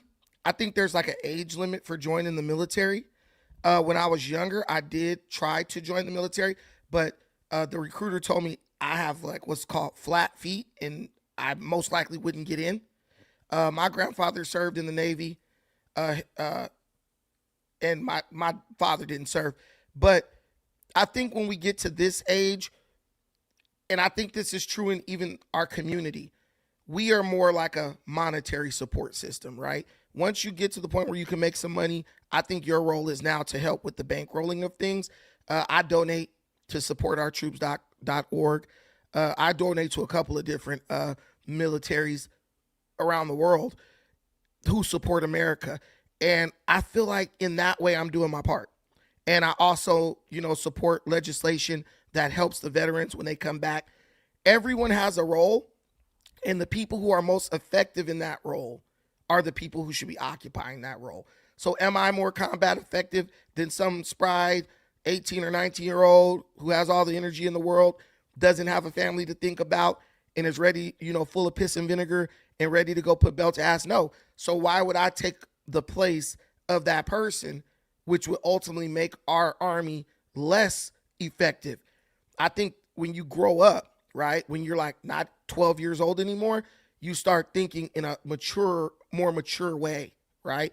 And the thing I don't understand is we are grown men, and like when I argue with my wife, I expect these type of arguments because women argue like abject, generalities, right? Men argue based on facts and reality and rational thinking. Okay, well, let me, right. So I don't want you to go. I support in that way, right? What I would like to do is know, what do you do to support whatever it is that you believe in? Okay, you did a lot of gish galloping. Now, when you talk about facts and reality is that they're talking about having a Ukraine-style draft. And in Ukraine, it wasn't the young people, right? I think you're moving the point. You're moving the point. No, I'm not moving the goalpost, why am I not joining up? Okay, sir. The draft, they're talking about a draft, men and women. And in Ukraine, they drafted the mentally and both physically handicapped as well as pregnant women, right? They were snatching 50 to 60 plus year old men off of city buses. So I think that's a lot of excuses. If you're going to cheer for war, then you need to be on the front line, MAGA. So I don't want to hear no excuses, sir. Okay, so, the beauty of this, and I understand you're older than me, so you grew up at a time when no one could actually fact check the stuff you're saying. There's two things you lied about, and I don't know why a grown man needs to lie about anything. One, the United States is not even considering a draft right now at this time. Two, Ukraine never attempted to recruit pregnant women to their army. Now, my question is, why do you feel you need to lie? You a black man, I'm a black man. I'm going to operate with you based in honesty because I respect you. Why does a grown man want to lie to hundreds of people watching this to make them take his side? If your side is really as righteous as you think, if your position is as righteous as you think, you can give truth to the people instead of lying to provoke an emotional response in the people. So you lied about two things, and I need you to explain that. There is no draft currently being considered by the U.S. military. All of the people in the audience can look that up on AI. 2, Ukraine never recruited pregnant women to fight in their war, and you can also look that up online. And this is why MAGA is superior. We're going to speak the truth. We're going to go based on facts. Everyone else, for some reason, needs to lie to try to provoke an emotional response, and we just ain't going to do that. You have the floor. Yeah, well, you're projecting, right? And for you to take I'm projecting. I didn't tell the lies. Oh, okay. You are projecting, right? So, yeah, you can fact check what I'm saying. So I'm speaking the truth. And like I said, listening is an art. I said, why don't you volunteer before? You don't need a draft because you're MAGA. You're making America great again, which is totally not the reality that's going on. America is losing the war, right? And they're begging other nations to help them open up the Strait of Hormuz, right? And it's not going to work. So why don't you man up, right? And volunteer to be on the front lines on the mountains of Iran and stop making excuses, sir. Okay. So did Ukraine draft pregnant women?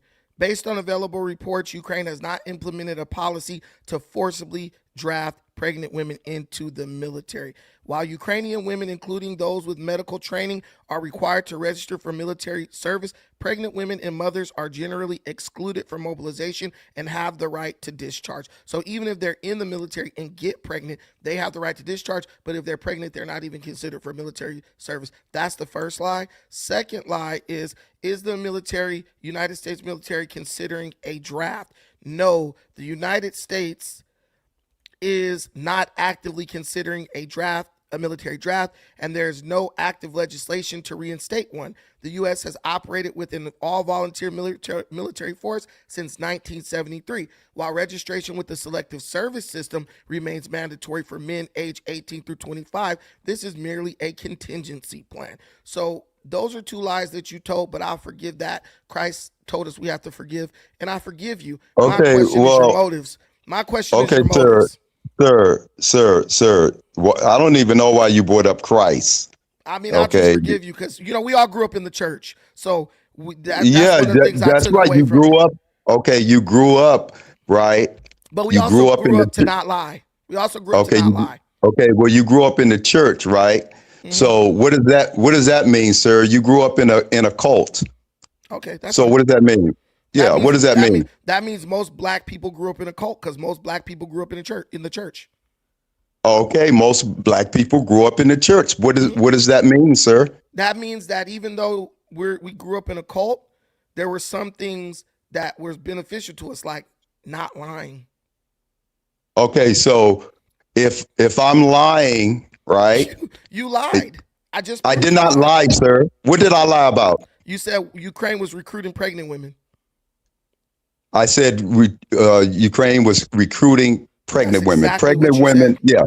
Pregnant women were in their military, dying on the front lines. That you, a man, right? You should be volunteering for the front lines since Ukraine? Since you promote volunteering for the front lines in Ukraine. No, I didn't say Ukraine, sir. I said since you are MAGA, right? Stop lying on me now. Since you are MAGA and you support the war, right? A war. Iran didn't attack you, did they? No. Crickets. No, I said crickets. No. I said no. What do you mean crickets? Okay, so why are you over there fighting then if they didn't attack you? Why? I'm not over there fighting. But you supported, sir. You said you supported. You gave a long monologue about you supporting it. You're saying why is America fighting? Well, no, you said you support all of this stuff, right? I support. So why do you support? I support the president. you support the war, and you know that they I do. were not. So Yeah. So why you support it? You keep telling me what I support, and I'm saying yeah, and you just keep repeating it. No, I said, why did you support it, sir? You're not answering. I support the war because I know history. I was alive during a lot of the history, and Iran has always taken a hostile position to America. They've killed U.S. troops. They've killed innocent Americans. They fund Hamas, who kidnapped like 40-something Americans just 2 years ago and held them hostage for like almost a year. They're responsible for like thousands of roadside bombs that injured and killed like hundreds of American troops. They've literally been doing acts of aggression on America. They should be bombed because they've been killing Americans for decades and we just weren't doing anything about it. That's why. Okay, so you support again. So you support. Okay, Stop no saying problem. the same thing over and over again. No, I'm not saying That's the same first thing thing. that's gonna make me kick you out of here. No. Stop stop repeating. Okay, the same I know you thing, got bro. a hard on for control. Yeah, whatever. You but can't have just I know keep you the can't have a conversation fluid. because you're. Keep the conversation flowing. I'm trying to keep it flowing, sir. Now, you said that you support this war, right? And you know that Iran did not attack you. So again, They've been attacking us. They've been oh, doing they've things been to us. attacking. So they've been attacking you. Okay, Well, everything I just said was facts. it wasn't facts, sir. The difference. Okay, so Iran hasn't been killing Americans for decades. I'm asking you a straight up and down question. Iran hasn't been killing Americans for decades. Anyone here can use Google and just say times Iran has directly been responsible for deaths of U.S. troops, and you will get like 20 times where they killed the Marine barracks in Bahrain unprovoked. Iran freaking unprovoked. Iran sent a damn suicide. So why are military bases over there, sir? Oh, see, now you're moving the goalposts because I'm not moving the goalposts because you said unprovoked. You said unprovoked. Let me answer the question for you. I'm speaking. I'm not moving the goalposts. Okay. You said unprovoked. So I'm challenging that unprovoked. You asked a question. I'm going to answer it for you. Why are U.S. military bases in the Middle East? Because Middle Eastern countries have requested the United States to come put bases there because they're afraid of Iran. This is a fact. I went to the UAE. I've been to the UAE 3 damn times. One of the things that surprised me when I went there was how many military personnel from the United States were actually staying in the hotel I was in. I started talking to a guy. He was a lieutenant over there. He said, look, I'm not in the military anymore, but they brought me back. I was in the military serving here. They brought me back to help with training. I said, well, why are we here? He said, because these countries fear attack from Iran because Iran is a hostile regime to these people, primarily based on the fact that they worship 2 different styles of Islam. So these guys use the United States as kind of like a safety net, like to deter Iran from attacking them. And as you can see right now, when the United States attacked Iran, what did Iran start doing? Iran started attacking those other Muslim countries who didn't even do anything to them. Okay, sir. Listen to what you just said. You said America attacked Iran, right? They did. And so Iran, hold on, because you talk about lie. Hold on, sir. You talk about lying. So they attacked Iran, and Iran attacked U.S. military assets in those countries, correct? Yes. Okay, so you just cut yourself right there. Now go ahead. I really didn't even hear what you said, but I just said yes so you could shut up. No, now you're trying to save face. Everybody saw you cut yourself, sir. Okay, what did you say again? The answer's probably still going to be yes, but what did you say again? I was drinking my coffee. What was that last part that I said yes to? It's no last part. You said the truth and everybody heard it. Okay, so stop trying to save face and go to the next lie. If everyone heard it, just repeat what you said. I want to hear what you said. Just go to the next lie so we can cut that. I don't get what you're talking about, but okay. You win. Iran is still getting their ass whooped, whether you like it or not. How are they getting their behinds whooped when America is begging other countries to help them, sir? And the other countries are telling them, Okay, but you keep cutting me off when you get I'm cut. answering a question. You've asked the same question 3 freaking times, so I'm answering. I'm not asking a question. I was talking and you watch the interrupted video? me. Did you Yeah, you watch the interrupted me. I know you're trying to overtalk me now because you're losing. I really didn't. I didn't really hear you. But here's the thing. Did you watch the video where Trump literally was like, "We don't need anyone's help"? He said, "I'm doing that to test them to see if they actually will help." Why would let me ask you a question. Trump requested the UK to send 2 broke down aircraft carriers over to the Persian Gulf, right? UK's Navy is garbage right now. They only have 2 working aircraft carriers. The United States has 11 aircraft carriers. We used only 2 to beat the crap out of Iran. Then we requested that a 3rd one come. If we have 11 aircraft carriers, why would we need aircraft carriers from the British? We don't. But we're trying to see if we should keep on funding NATO, because if the NATO countries don't come when we request, then they need to be cut off from United States funding. Trump is smarter than you. He knows how to run the country and is more qualified than you. So when you ask, it just shows a lack of comprehension and rational thinking ability on your part, not ours. And Trump said that. He said, I'm just kind of doing it to test them to see if they're going to come when we call. France is about to go over there because France wants to keep on getting money from the United States. So if you're paying for someone to come do something when you request, they should come when you call them. And if they don't come when you call them, get their ass out of here. Straight up. Okay, since you want to be Trump's water boy and his spokesman. I don't know about that. Be respectful. Oh, yeah. I Trump never disrespected you. Trump, right, started Operation Warp Speed, right? Did you quarantine during COVID and take all of your shots and all of your boosters, sir? No. Why not? Because Trump said that if we wanted to do that, we could. If we didn't want But to, why didn't you take all your shots and boosters? Because Trump said if we wanted to do it, we could. If we didn't So want why to, didn't you want to? I'm going to say it one more time. I'm going to answer your question one more time. Because unlike Biden, who tried to threaten to have people fired from their jobs if they didn't take the jab, Trump gave American people the choice. If they wanted it, they could. If they didn't want to, they didn't have to. That I answer your question. Don't ask that question again. Or you're okay, gone. since you mentioned church, are you a Christian? Man, I'm not about to do this with you. Go. Oh, I know, because Christians are ashamed of Christ. Are you a Christian, sir? Who's ashamed of Christ? I'm not a Christian. Oh, so I'm about to say, because I know you went there with the church thing. Let's stick to the topic. I was raised in the church. Yeah. Okay, you were brainwashed. I get it. Now, that's okay. What's wrong with that? Yeah. What's wrong with What's that? wrong with being brainwashed? I feel like what I learned in church was valuable. Oh my goodness! I feel like a lot of these YNs need church, because a lot of people just don't know how to act. Like you an old man up here lying. Like, you need to go sit in the front row. No, first of all, I'm not lying, sir. And you several old times. And you're old too, sir. Well, yeah, you're not a youngin. I'm 40. Yeah, you're but old. I ain't up here lying. Yeah, but you're old too, so you're not a youngin.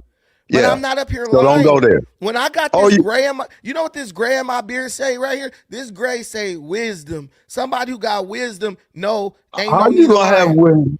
How you gonna have wisdom and you MAGA? Do you think America is going to be great again? And what does that mean, great? I've already explained that millions of times. Black people are a part of America. There are several times when Black America was great. And America, period. I think America was great when white people picked up guns to fight for Black people to be free from slavery. I think America was great when white folks gave their life and Black and white folks joined each other to fight against slavery and oppression. I think America was great when we got together with other countries to go save Jewish people from Hitler and the Germans exterminated them in concentration camps. Okay, can I stop you? I think America was great during the Harlem Renaissance when Black people, Black artists were leading. They were the vanguard of artistry in the whole world. I think America was great when Jesse Owens went to Germany and whooped the ass of Germans in the Olympics.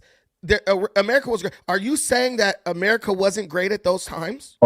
Okay, what I'm saying is I I've got asked you a to. very It's a lot. simple question. You said It's when a was lot, America? You sir. said when was Sir, America the great? short answer. You The said short when was answer, America great? sir. I Let gave me you several. answer it. It's Let a me yes or no answer it. question. Let me answer. The short answer is no. And you said something about black people. Wow. You won't. I know So you. you're You triggered. anti-black. So you're anti-black. I said no. So let me finish. So now you said something about America freeing people, right? In 1965, Martin Luther King said that black people were not free. Therefore, they had the freedom marches, freedom rides, freedom this, freedom that, America fighting was for great then freedom. too. America was Hold great on, too. Then sir. too. Was Martin Luther King lying in 1965 when he said black people were not free? Was he lying? Yeah, he was.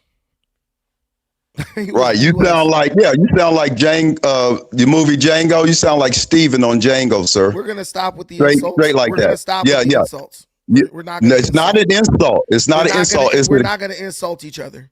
Sir, If you sir, can't have a conversation without I insults, can I have can a take you down. conversation. So why are you I can calling me? have a Why are you calling me Steven on Django? Because my opinion doesn't agree because with yours. I'm not insulting you, sir. You are Steven on insulting me. You are so insulting that me. guy was it. You're So calling you me a didn't like coon. that character? You're calling me a coon. So does America got coons? But I'm not one of them. And I What didn't is a call you coon, that. sir? I didn't call What you is a that. coon, sir? I'm not What doing is a this with coon? you. I'm not doing What this is a with you. coon, sir? You better said you're move not on. one of what? You ask it again, you're gone. I know, because you're emotional right now. Go ahead, ask it. You're gonna be gone. Okay. What is a coon, sir? Did not. All right. Have a nice day, man. Yeah, I know. Yeah. So that's what you're dealing with. And when you listen to me have that conversation does nothing for me. But just think, do you think that type of ignorance at an old age is conducive for moving forward? Like, let's be real, y'all. Do you really think that this guy's mental state is one that is conducive to forward progress? This guy said that black people just making so many accomplishments. George Washington Carver, Frederick Douglass, Booker T. Washington, Marcus Garvey, Martin Delaney, Powell, Malcolm X. When was America ever great? If America was never great, why the hell do we have all these damn black movies about times America was great? Tuskegee Airmen, Buffalo Soldiers. And what you'll understand is the more you talk to these people, they are everything they accuse you of being. Because they're so angry at whatever. I don't know if it's just the outcome of their life. They're so angry at the outcome of their life that they want to hate everything and everybody. And I ain't about hating nobody. I'm not about hating nobody. That guy's over here trying to be mad about some shit that never even happened to him. And he wants me to be mad. He should be my OG, like, bro, get out here and get your bread up. You know, don't worry about this stupid stuff. Be focused. He can't even do that because he's coming trying to be gatekeeper. I didn't live my whole life working up under the white man and getting paid and getting money and retiring from the white job with my white boss. But I don't want you to do that. You got to hate the white man and be broke. But if I say, hey, brother, can I get 20 bucks? I ain't giving you nothing. It's all a setup, y'all. It's all a setup.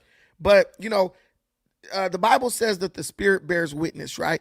Those people who have a mindset akin to mine and understand that my intentions are pure, guess what? They'll be here. Those who don't, those who want to play this game, I don't know what this is. Is it musical chairs or what, where you jump from one point to another one to make an excuse for not moving forward? That's fine. But what I do know is this. The Cuban people are working with Trump and they about to get something. The Iranian people are working with Trump and they about to get something. The Venezuelan people are working with Trump and they're about to get something. But I know the black people majority are not working with Trump, and you know what they're going to get? They're going to get what they've been getting. Nothing. Nothing. It is about money, baby. They're going to get nothing. So here's the thing. If being broke, there's this, we're going to go back to the Bible. I want to read this scripture for y'all.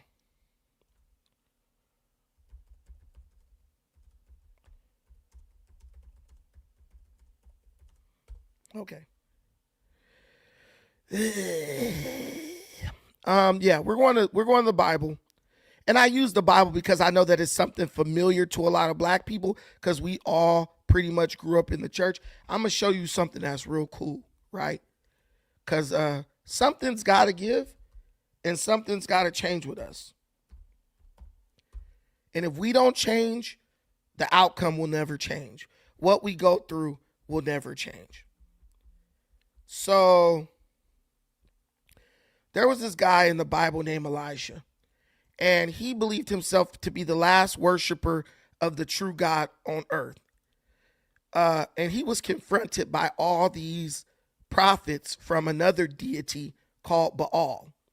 And they joined him on Mount Carmel to have a test, basically to see whose God was real and whose God was fake, right?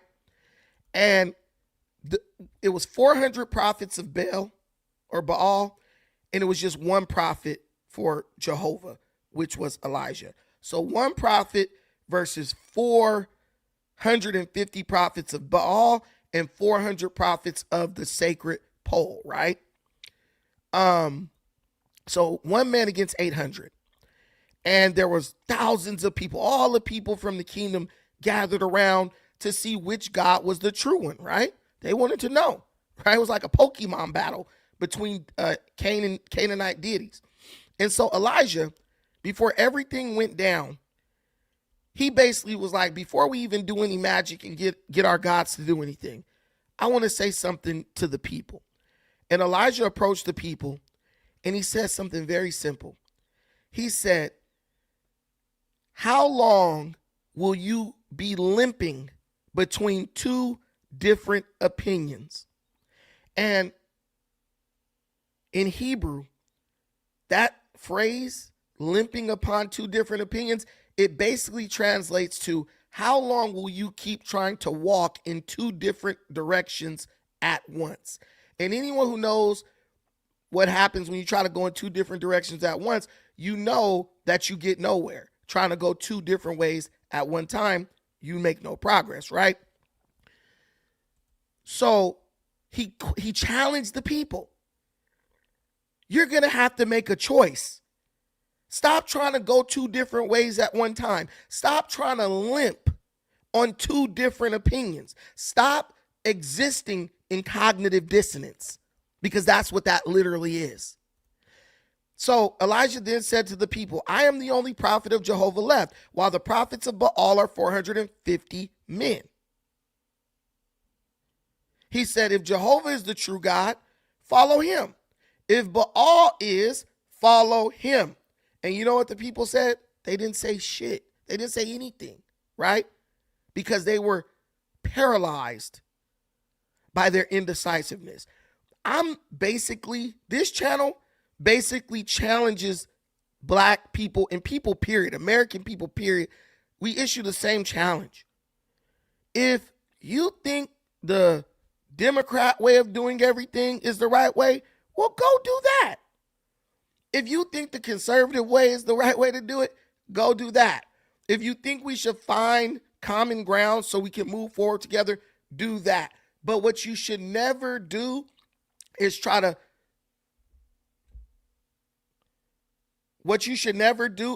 drag people into a dead-end path, right? A path that goes nowhere.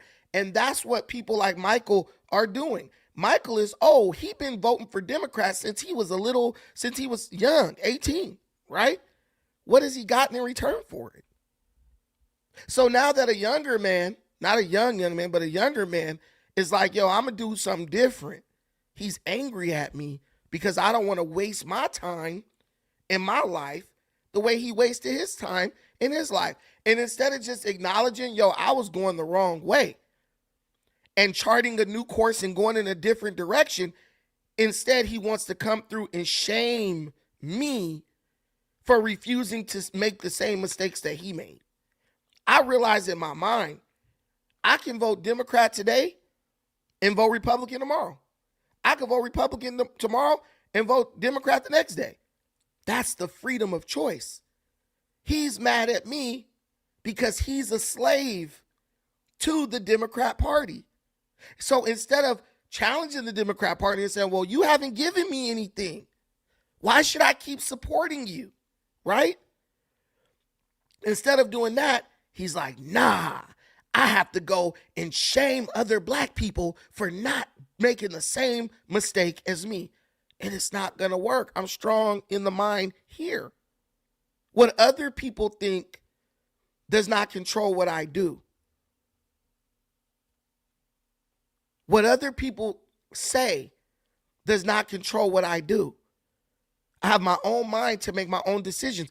But the beauty is, I'm not going to shame you for what you do. What you do is what you want to do. That's true freedom. But sometimes the chains are self-imposed.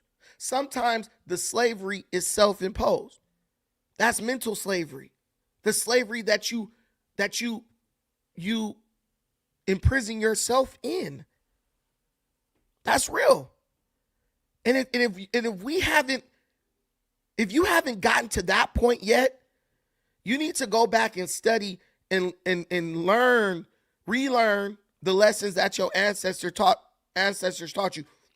You need to unlearn what the Democrat propagandists have taught you, and you need to relearn what your ancestors taught you. Because as far as my ancestors, they told me to go to somebody who giving me something, offering me something. Right? They told me to go and support what's in my own best interest. And democratic socialism, voting for someone who's going to tax me to hell, is not in my own best interest. You see what's happening in Chicago. Michael see it too. You see what's happening in New York. Michael sees it too. You see what's happening in Seattle. You see what's happening in Virginia. Michael sees it too. But he's so far gone mentally. He's so imprisoned in this Democrat plantation. He can't even understand. He's literally trying to sell that poison to the younger generation. I pray that I never get to the point where I'm that damn stupid.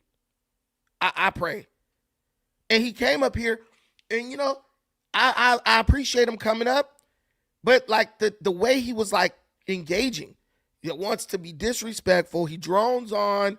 I'm like, dude, this dude, he ain't up here to make a point. He's up here to try to like discredit me. You can't discredit me because I'm just gonna be honest about the way I feel. And sometimes the honesty is that's what you deserve. Right? You go in a lot of places on the internet and get lied to. Let this be the one place. Let this be the one little lily pad that you could jump on and get some honesty for a change. But thank you guys all for watching this. I appreciate everything you do for me in this channel. Shout out to everybody who contributed to the stream. It's always a blessing to get together with you guys. And I guess we'll just be here tomorrow at 12 for another topic. So if you got, 12 PST, Pacific Standard Time, or PDT, because that's what it actually changed to. But we're still using PST. I'll see you guys next time. Wait, who came to the stage? Laughing like I have to take this because this is my brother. What's up, my brother? Mic check. Can you hear me? Mm-hmm. Okay. Loud and clear. Yeah, man. I tried to come in a little bit earlier. I was surprised not many people came up, man. Just one person came up. But I just wanted to like ask you a quick question about the conflict in Iraq. Like, what is your honest opinion? Because I'm kind of conflicted about it, no pun intended. I think that it was something that should have been done a long time ago. And Trump is just the president who's like, I'm done with this crap. We're gonna get cracking on these dudes. Like, Iran's been killing a lot of Americans. But what a lot of people do is, because, it's like out of sight, out of mind, right? So most Americans don't pay attention to war after a couple of weeks. Nobody is thinking about the Ukraine war. They did a poll. How many Americans are worried about the war in Iran? 84% of Americans were like, we don't care, basically. So like 20% care about what's going on. So during that whole time, while we were in Afghanistan and in Iraq, people weren't paying attention, but Iran was killing U.S. troops. Thousands of them.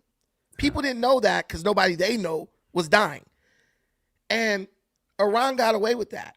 And what Obama and Biden did was they basically tried to bribe Iran to stop killing U.S. troops and to stop funding and training terrorists who were killing U.S. troops. Well, Trump was like, I'm not bribing you guys. You guys keep screaming death to America. You guys keep enriching. You guys continue to enrich uranium. You won't let the UN inspectors come in to inspect the nuclear enrichment facilities. They've been blocking them since 2018, trying to play clever games, moving the uranium around. Oh, you can inspect Fordo, but you can't go inspect this other place. You can inspect this place, but you can't go and inspect this. Playing games, basically. Basically trying to buy time so that they can develop a nuclear weapon. Excuse me. But Trump saw right through it, as does anyone who was paying attention to the situation. Keep coming to the table for quote-unquote peace talks, but then pretend to be offended by something that's said by some government official who no one knows. Walk away from the table, go home, and keep on enriching uranium. Oh, yeah, we'll talk with you again in a year or 6 months. Trump was like, I'm not playing these games with you guys. And guess what? Trump had enough. You know, Israel was like, yo, this dude got this or that. Trump was like, yo, let's go in, let's handle it. Now, people say we're fighting this war for Israel. Listen, once Americans die, that's America's problem. Yeah, I don't think anybody should get away with killing Americans. And that's what people want Trump to do. They want, like, because they don't like the optics of it, it's like, yeah, just let them kill Americans, not realizing that when you allow a country to kill Americans and nothing happens, that emboldens them to kill more Americans. Why do you think Iran was cool with Hamas kidnapping all those like 46 Americans? They like, man, we've been killing them. They ain't gonna do shit. Well, Trump did something, and I'm here for it. I support it. I don't really care what people think, because I know most people don't think, and most people don't even have enough information about the history to really formulate a legitimate opinion on it. Yeah, I hear you. You know, and you know, even after this, I'm still gonna read, you know, a lot more on it. I'm always reading on stuff. I do lean a certain way, but at the same time, I try to be as nuanced as possible. You know, I don't want to be impulsive and just make assumptions, because, you know, at first glance, I was like, man, you know, I think Trump was like jumping the gun, but from, you know, what you're telling me, it seems like we are well within the right. And like you said, like, you know, something should have been done about the Iranians for quite some time. And to add to what you're saying, and this is a fact, that the regime, the former the guy that they killed in Iran, who was at the top of the regime, he was in power for quite some time, and damn near most Iranians hated him. So it seemed like when Trump took him out, they actually did them a solid, you know. But a lot of people, they're trying to make it seem like, you know, protecting Israel, which may be part of it. But to be honest with you, these guys, I mean, they're not really gonna stop until they pretty much get like the entire world. You know, people would complain about the American empire and things of that nature, but you gotta understand something. A lot of these other countries and, you know, powers, they are like even worse. So it's like kind of like pick your poison. Like no country's perfect. Would you rather a place like the US be the big brother of the world, or would you rather have somebody like, let's say, maybe China or Russia? No matter who it is, we'd be complaining. Soon as Americans get an oppressive regime, you've seen what happened when Americans just travel and things aren't the way they want it to be. They start flipping out. So what do you think they're going to do if one of these countries takes over the world? We'll probably all end up dead, because we ain't going to just accept whatever. But tell me if you think this is right. I typed in, how much money did Biden give Iran? $6 billion for a hostage deal. Iran had 5 American citizens held hostage. The U.S. issued a waiver to transfer $6 billion of frozen Iranian assets from South Korea to banks in Qatar. Now think about this, bro. These dudes are kidnapping Americans and holding them hostage to get money, which, to be honest, it is their money, but the United States freezes it because they're using it to sponsor terrorism, right? And if you don't believe that's true, immediately after Biden gave them this $6 billion of frozen Iranian assets, the very next, I believe this was like October the year before or August in 2023.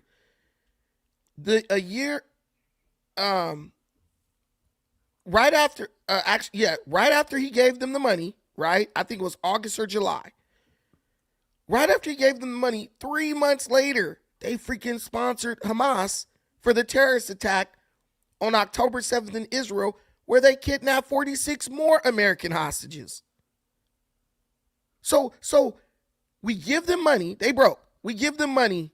Immediately, they start funding Hamas to launch another terrorist attack on Israel, which actually ended up with them taking 46 American hostages. Bro, no one can question whether or not Iran is funding terrorism. The dates, they just line up too perfectly. We gave you money. 3 months later, Hamas, which hadn't done shit for 5 years, is all of a sudden back active and kidnapping and going into Israel, taking hostages from a concert. So they're doing things to Americans. 5 Americans got kidnapped in 2023. 46 Americans got kidnapped a total of 50-something Americans got kidnapped by Iran in 2023. You're telling me that they didn't do anything to us? And there was no outrage. I don't recall any outrage. Because they don't know, because they don't pay attention to it. They really don't care, actually. A lot of people just in their feelings. Show me where the U.S. kidnapped 50-something Iranians. It didn't happen. But you're going to tell me that when I travel the world, I got to look over my shoulder because I hope Iran don't do nothing and then kidnap a bunch of Americans. I got to look over my shoulder because some idiot wants to get in his feelings. Hell no. They deserve to get bombed. They've been deserved to get bombed. If anything, the United States was giving them a chance. And they didn't want the chance. Brandon, I was watching videos of Iranians in the UK celebrating when that guy got blasted. So that should tell you something. I mean, that should tell you a lot, to be honest with you. And I just hate that, we have to go into this war because it's going to cost us, I mean, obviously the lives being lost is the worst thing, but also from an economic standpoint, I just hate that it has to happen at this time. But with that being said, I think, what the Biden administration could have done was actually just not throw money at them and instead just threaten them and intimidate them. They didn't have to waste that much money for one. And then another thing is, does Iran, don't get me wrong, I understand we just lost in Afghanistan. Afghanistan was a failure.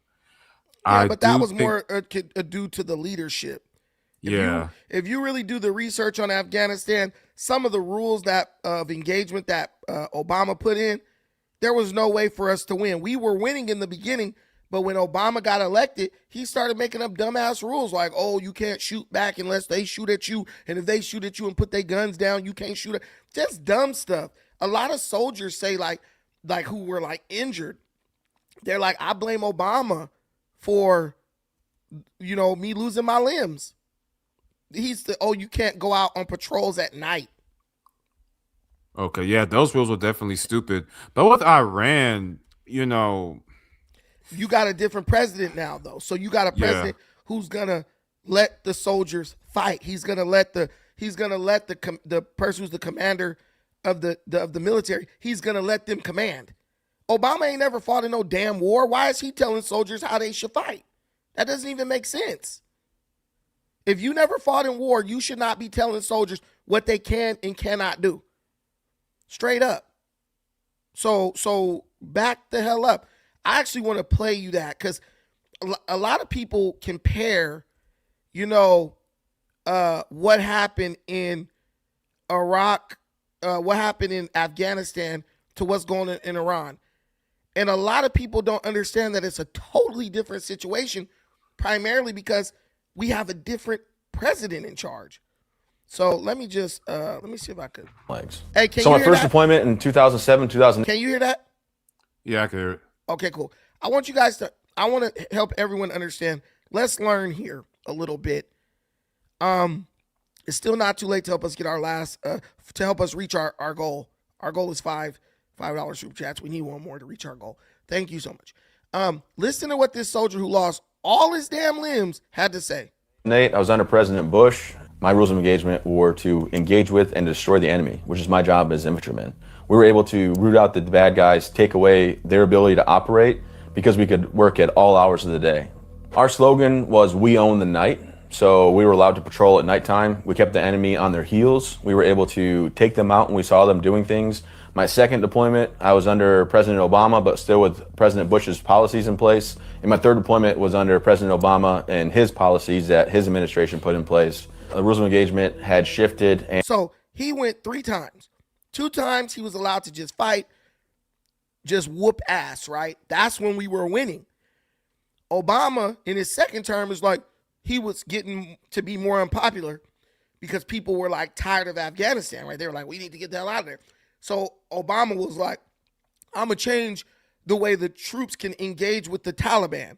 Now watch what watch the things this dude changed. And we were only to fire when fired upon. I was not allowed to go out at nighttime. I mean, we had what they call a raid camera, and we could see people up to like a click away, and we would watch them dig and put stuff in the ground. And we could have taken them out with snipers, we could have dropped mortars, we could have went out on a patrol, but because of rules of engagement, we were not allowed to. So some things that were non-negotiable is if we saw an enemy combatant that we felt was a threat and they had an AK-47, if they did not point it and shoot it at us, we could not shoot them. So I'll give you, for instance, we'd get pop shots taken at us, we would go to shoot back, we would call in the Kiowa helicopters, and when the Kiowas would come in on station, because the enemy was so far away, they would see the enemy, they'd see the AK-47 and RPGs by their feet, but they weren't holding it anymore, and now they were no longer considered a combatant. And as soon as the Kiowas would get pulled off station, they'd pick their rifles back up and shoot us, or shoot at us. And the thing was, whenever they took pop shots at us, we couldn't just run at them because it was such a heavily mined area that we had to have one person in front of us with a minesweeper, and they would sweep the ground back and forth super slow. And if anything alarmed us, we'd have to all take a knee, they'd mark it with shaving cream or something, and we'd have to go around it. So it would take us hours and hours and hours to go a mile or two. I'm not saying we could avoid everything, but we weren't allowed to do the things that we were trained to do, and we had a lot of casualties. Okay, so when you talk about Afghanistan, and that's why nuance is so important, we never had a chance to win after Obama's second term because someone shoots at you and then you call in the helicopter to go take them out. But because they've sat the weapon on the ground, based on Obama's rules of engagement, you can no longer fire on these people. So then the helicopter leaves. Okay, they're not considered a threat. Let's leave. Helicopter leaves. They just basically shooting at you. Like they shoot at you until the helicopter comes, put the shit on the ground. Then when the helicopter leaves, start shooting at you again. Then also, you couldn't go out of the base at night, right? You couldn't go out the base at night.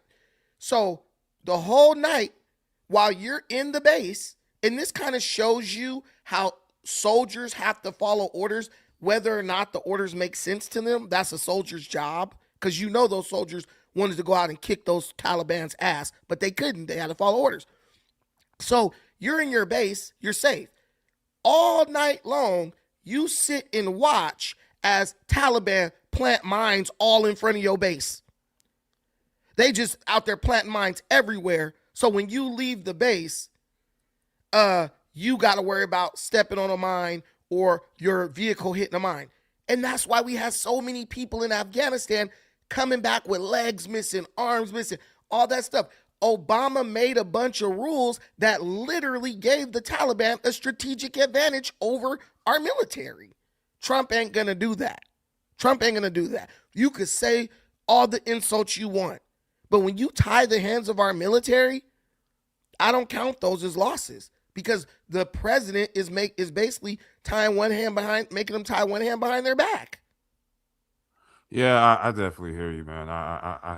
I really understand where you're coming from, because when you look at some of these countries, like they don't even have the the same type of tech. Like their technology doesn't even match up to ours. So it's like, how the hell did we lose?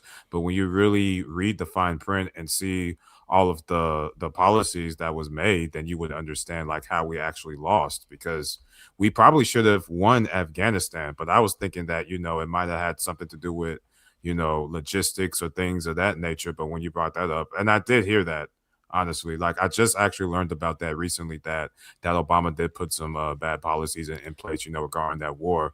And with that being said, I will say this though, this is why I don't even like, you know, the war thing, because it's like, depending on who you're going to war with and the situation, some wars are actually just going to spill over, you know, into the next admin. And we're you trying to know, prevent these that from things- happening by getting it Yeah. done now. And what Trump is showing is that a lot of this stuff that they dragged out for decades could have been totally done in a couple of weeks, right? They Right. just drag it out to keep it. So somebody here said the fact that Brandon is unable to disagree with anything Republicans do is the problem. That's not the problem, because there's plenty of things I disagree with what Republicans do. You don't watch this channel, so you wouldn't even be here long enough to know. I don't agree with what Trump is doing with Palantir. I don't think Palantir should be allowed to build dossiers of American citizens' information. You want to criticize Trump? Criticize him about Palantir. But you don't, because you criticize whatever Democrats tell you to criticize. That's my issue. That's my issue. You criticize things that shouldn't even be criticized because you're just an attack dog for the Democrat Party to do whatever they say. You don't even care about Palantir, which is actually the biggest threat coming from the Trump regime or administration. Freudian slip? No, I'm just kidding. But from the Trump administration. That's where the fight is as an American. No, do not let Palantir surveil American citizens. Do not let Palantir build data dossiers of American citizens. Do not let these people collect our information without our permission. If you're fighting that, I agree with you. Let's go at them. But I can't even get 5 of y'all to go to combat that, because the sound like the Democrats Patriot told you. Act. You said what? That sounds like the Patriot Act right there. Patriot 2.0. Act, right? 100%, 100%. One thing I do appreciate about the Palantir, I ain't gonna lie about this. I was just out the country, right? So they let us in off the plane, and you know you go to the passport control where they check your passport to make sure you're a citizen. Palantir is already at the point where they can just see your face and they know you're an American citizen. Because when I walked through, it just like caught my face and it just turned green and let me in. I didn't have to talk to nobody or do nothing. So that was kind of cool, but it's also kind of scary. Facial recognition technology. So don't tell me what I do and don't agree with. You just ain't even paying attention to the shit that I'm paying attention to that I actually don't agree with. I agree with Biden on the CHIPS Act. He's a Democrat. I agree with that. I just donated money to my friend who's a Democrat running for office in Long Beach. The reality is I am more complicated than you. You're taking orders. The Democrats are telling you what you need to disagree with. So you don't think as to whether it's good or bad for you. The Democrats said, I gotta hate Trump, so I'm gonna hate him. Me, I'm like, this doesn't bother me. That doesn't bother me. That bothers me. I don't like that. Trump needs to stop. There's plenty of Republicans I don't like. I don't like freaking, what's that bastard's name? I don't like Rand Paul. I like his dad a lot, but I think he's an asshole. I think Rand Paul is just an opportunist. He's a survivalist. He's a doctor that doesn't practice medicine because he's fallen in love with this idea of being a representative. I don't like Massey. There's a lot of people I don't like. I used to hate John Fetterman. Now I like him. He's a Democrat. See, I have the freedom to change my mind while you want to still be in psychological mental slavery. Think for yourself and get the information. Your ancestors died so you could read. Go use that gift. Don't just let the Democrats tell you. And the worst part about us is we're not even getting a lot of this information from like Democrat Party members. We're getting a lot of this information from people on TikTok. Yeah. I would totally vote for Marco Rubio in 2028. I think what's his face should step down. What's his name? JD Vance. I think he should let Rubio run. But I'm just telling you, just if you're gonna disagree on disagree based on information that you learned yourself. Don't let some idiot on TikTok brainwash you with propaganda and it got you out here looking stupid. You want to know what the biggest threat to Americans is right now from Trump administration? Palantir. I don't like that. They'll make an argument. It helps us combat terrorists and all that stuff. But I don't like anything where you have a license to surveil the American people without our permission. Fight Trump on that, and I'll be with you. You want to go march in the street on that? Let's go. I'll do it. But don't tell me that I got to agree to not beat down Iran when they've been hurting American citizens for decades. I ain't looking over my damn shoulder when I travel because y'all want to let a damn terrorist regime get a nuclear weapon. Yeah, Because that's what go ahead. Oh, my fault. Yeah, my bad. But yeah, I mean, but at this point, it's like I'm just numb to everything. And listen, you know, I got my criticisms about Trump, you know, when it comes to just being like impulsive. I do feel like he could kind of like try to be, you know, a little bit more savvy. You know, that's just one opinion about him that won't change. However, I do hate the fact that everybody is acting so brand new about wars. Like, I'm trying to remember like, I've been alive for 36 years. I'm trying to remember the last administration that had absolutely no involvement in wars whatsoever. They either started a new war or they either, agitated something that was already going on. Either or. So it's like, you know, they'll try to make it seem as if, you know, the last administration or the administration before was like way better. And it's like, when have we ever had an administration that didn't have any craziness going on?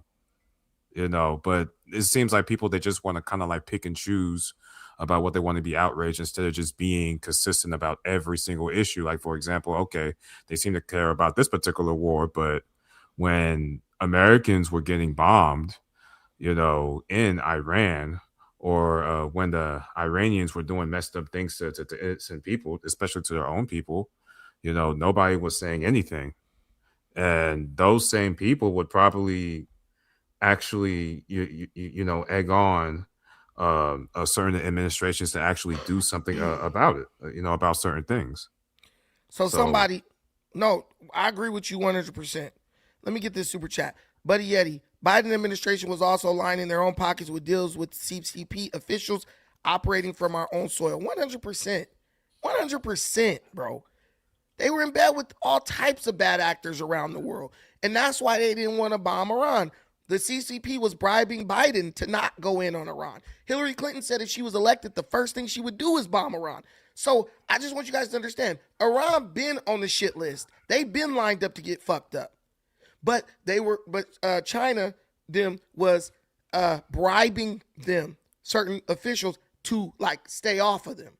And the whole time we were staying off of them, they was building they were trying to enrich uranium to build a nuclear weapon. Understand it's deeper. But somebody said, do I like what happened to the girls' school? Of course I don't like that. Who would like to see a girls' school get bombed? It's a big loss of life of children. They're innocent. They didn't decide to be in this situation. You know, we did. You know what I'm saying? That's our fault.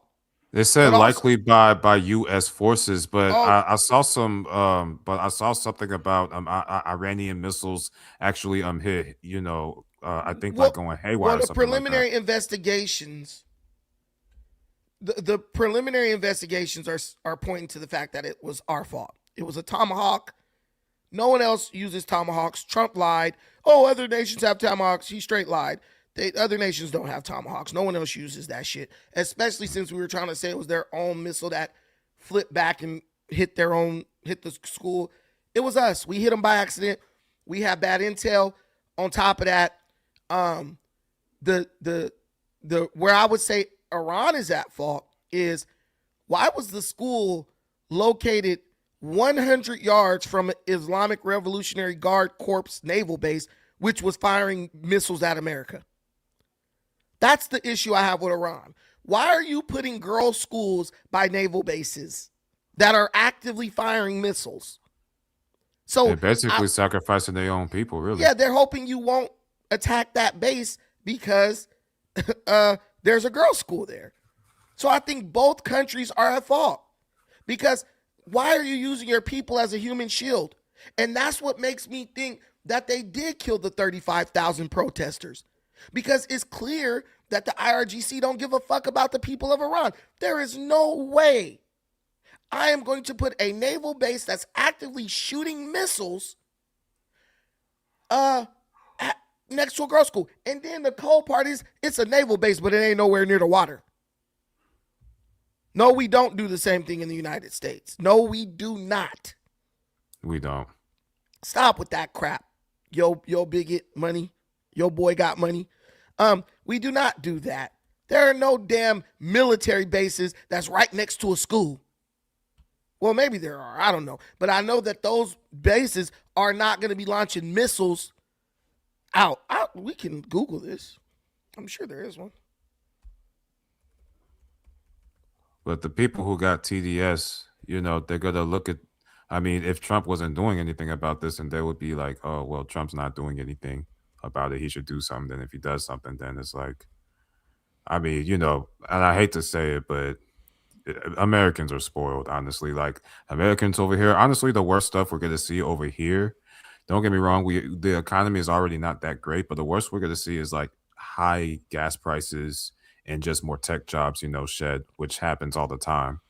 But there's people over there getting bombed. So we do put military bases. Yeah, we've got schools, K through 12s, literally on military bases. So if they get hit, if the bases get attacked during war, that could happen. But what I think the United States has the sense to do is say, well, we're at war. The enemy is bombing us. So we need to evacuate those areas, right? Why were the girls still at the school when active bombings were going on? That's one thing that kills me. Why would you're getting bombed, bro.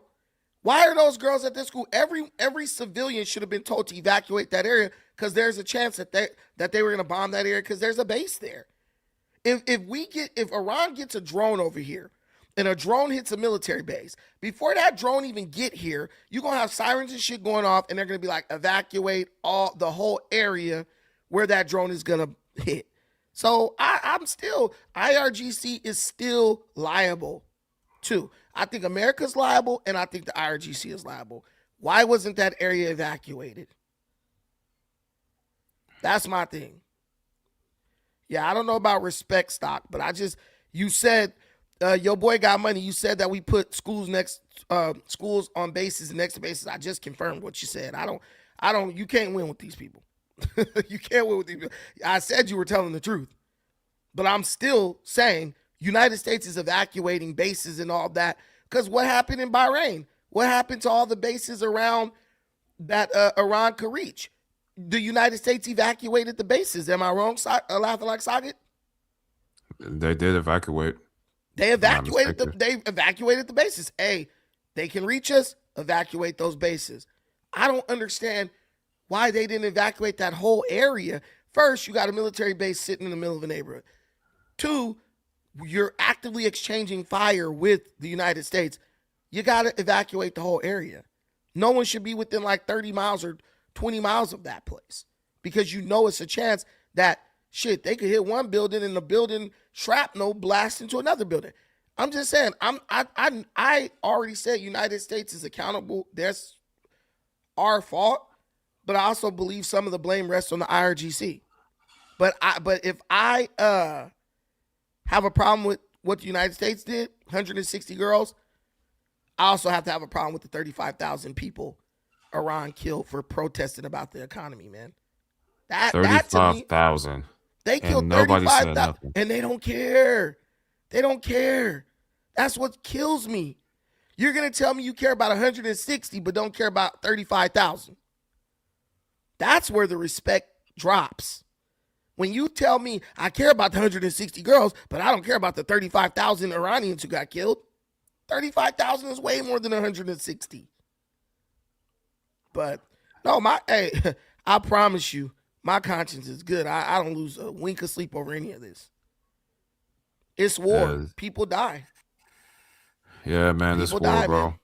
Man. And I would hate if it was it. my kid. I would hate if it was my kid, but it's not. I'm just, you guys be mad at me because I'm honest with you. That's what I'm saying. You're mad at me because I'm honest with you. Yeah, you care. Oh, we care, but you don't bring it up. You're not bringing it up. You don't bring up the 35,000 people they killed. Dude, if Trump killed even 10 people for protesting the economy, I would freaking be done with the Trump administration. If people were like, we're protesting the economy, and they were just peacefully protesting, and Trump was like, got the army and like, go lay them down, yeah, it would be done at that point. All you guys, if you care about Renee Good, one person, you should be totally done with you should be at the point where you like, get him out. Because when Renee Good died, you guys were like, Trump should be impeached, right? Saga, weren't they saying that? They would say that. So when the 35,000 people died, shouldn't you have been like, yeah, we got to get the Ayatollah out of there? He's tripping. He's tripping. No, they didn't say that. No, they wasn't going to say that. But you got any final thoughts? I'm about to get out of here. We had a lot of people watching earlier, 300.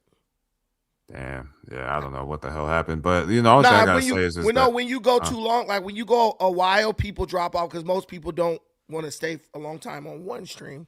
Oh, yeah. True. But, yeah, man, I just hope that, you know, that Trump is able to nip this in the bud. And, you know, if it spills over to the next administration, which it likely will, honestly, hopefully they will just kind of like get a hold on these guys, to be honest with you, because I personally don't want Iran to get any type of serious power. Like, I really do not. And if we have to seize them, you know, make them like a damn U.S. territory or something like that, then Jesus, Lord, like, just do what you got to do. Just let them, you know, get the people back to government and let them decide. And if they appoint another oppressive regime, you know, no one elected the Ayatollah. He just came in and took power and then like slaughtered a bunch of people who tried to oppose him.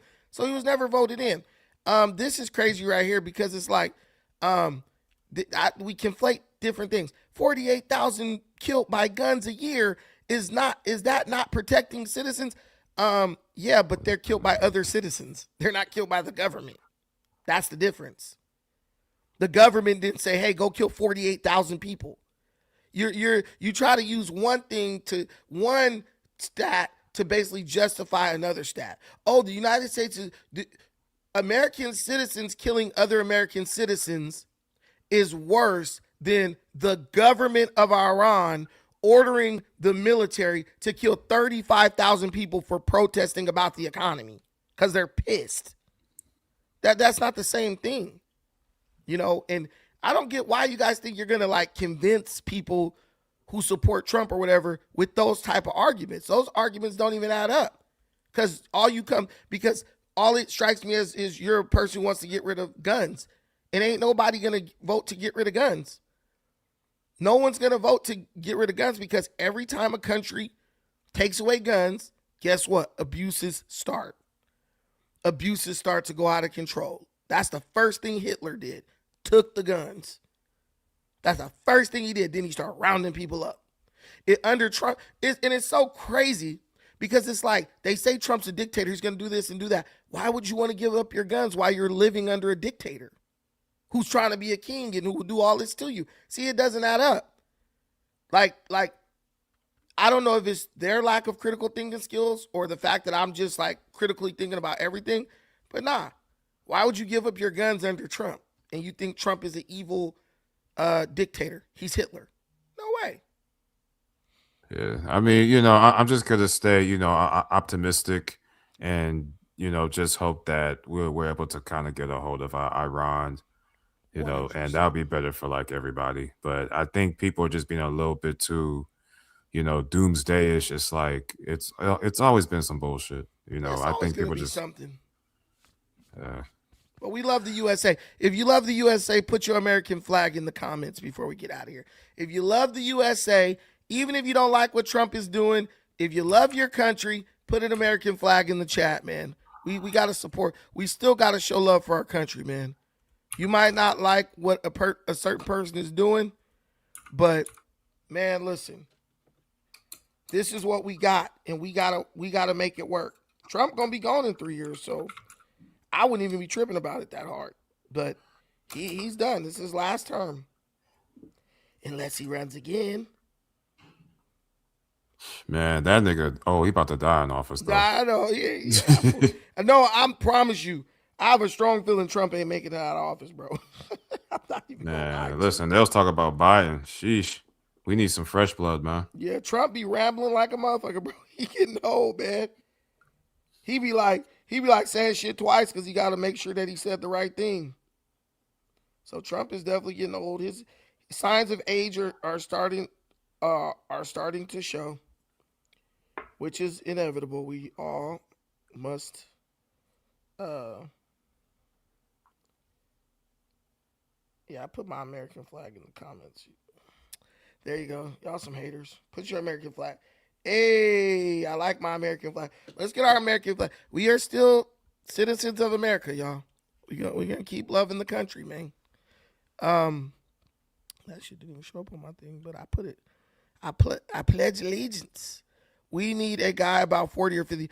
Yeah, I think that makes a lot of sense. Just don't make them woke, man. Don't have no person up there talking about transgender people. We see you and all that shit. I think that stuff should be totally removed from the presidential conversation. Get that shit out. But God, hey, look. But hey, thank you for coming up, my brother. I appreciate you. Already, man. Good to be up here. Till next time. Guys, we're going at 12. We're going to go again at 12 tomorrow. It will not be this long, I promise you. We're going to stick to like an hour and a half for my people. But hey, a lot of you guys are at work, so at least I helped y'all get through the work day, huh? Thank y'all for watching this. I appreciate everything you do for me and the channel. Till the next time, take care of yourselves, but most importantly, please take care of each other. Peace.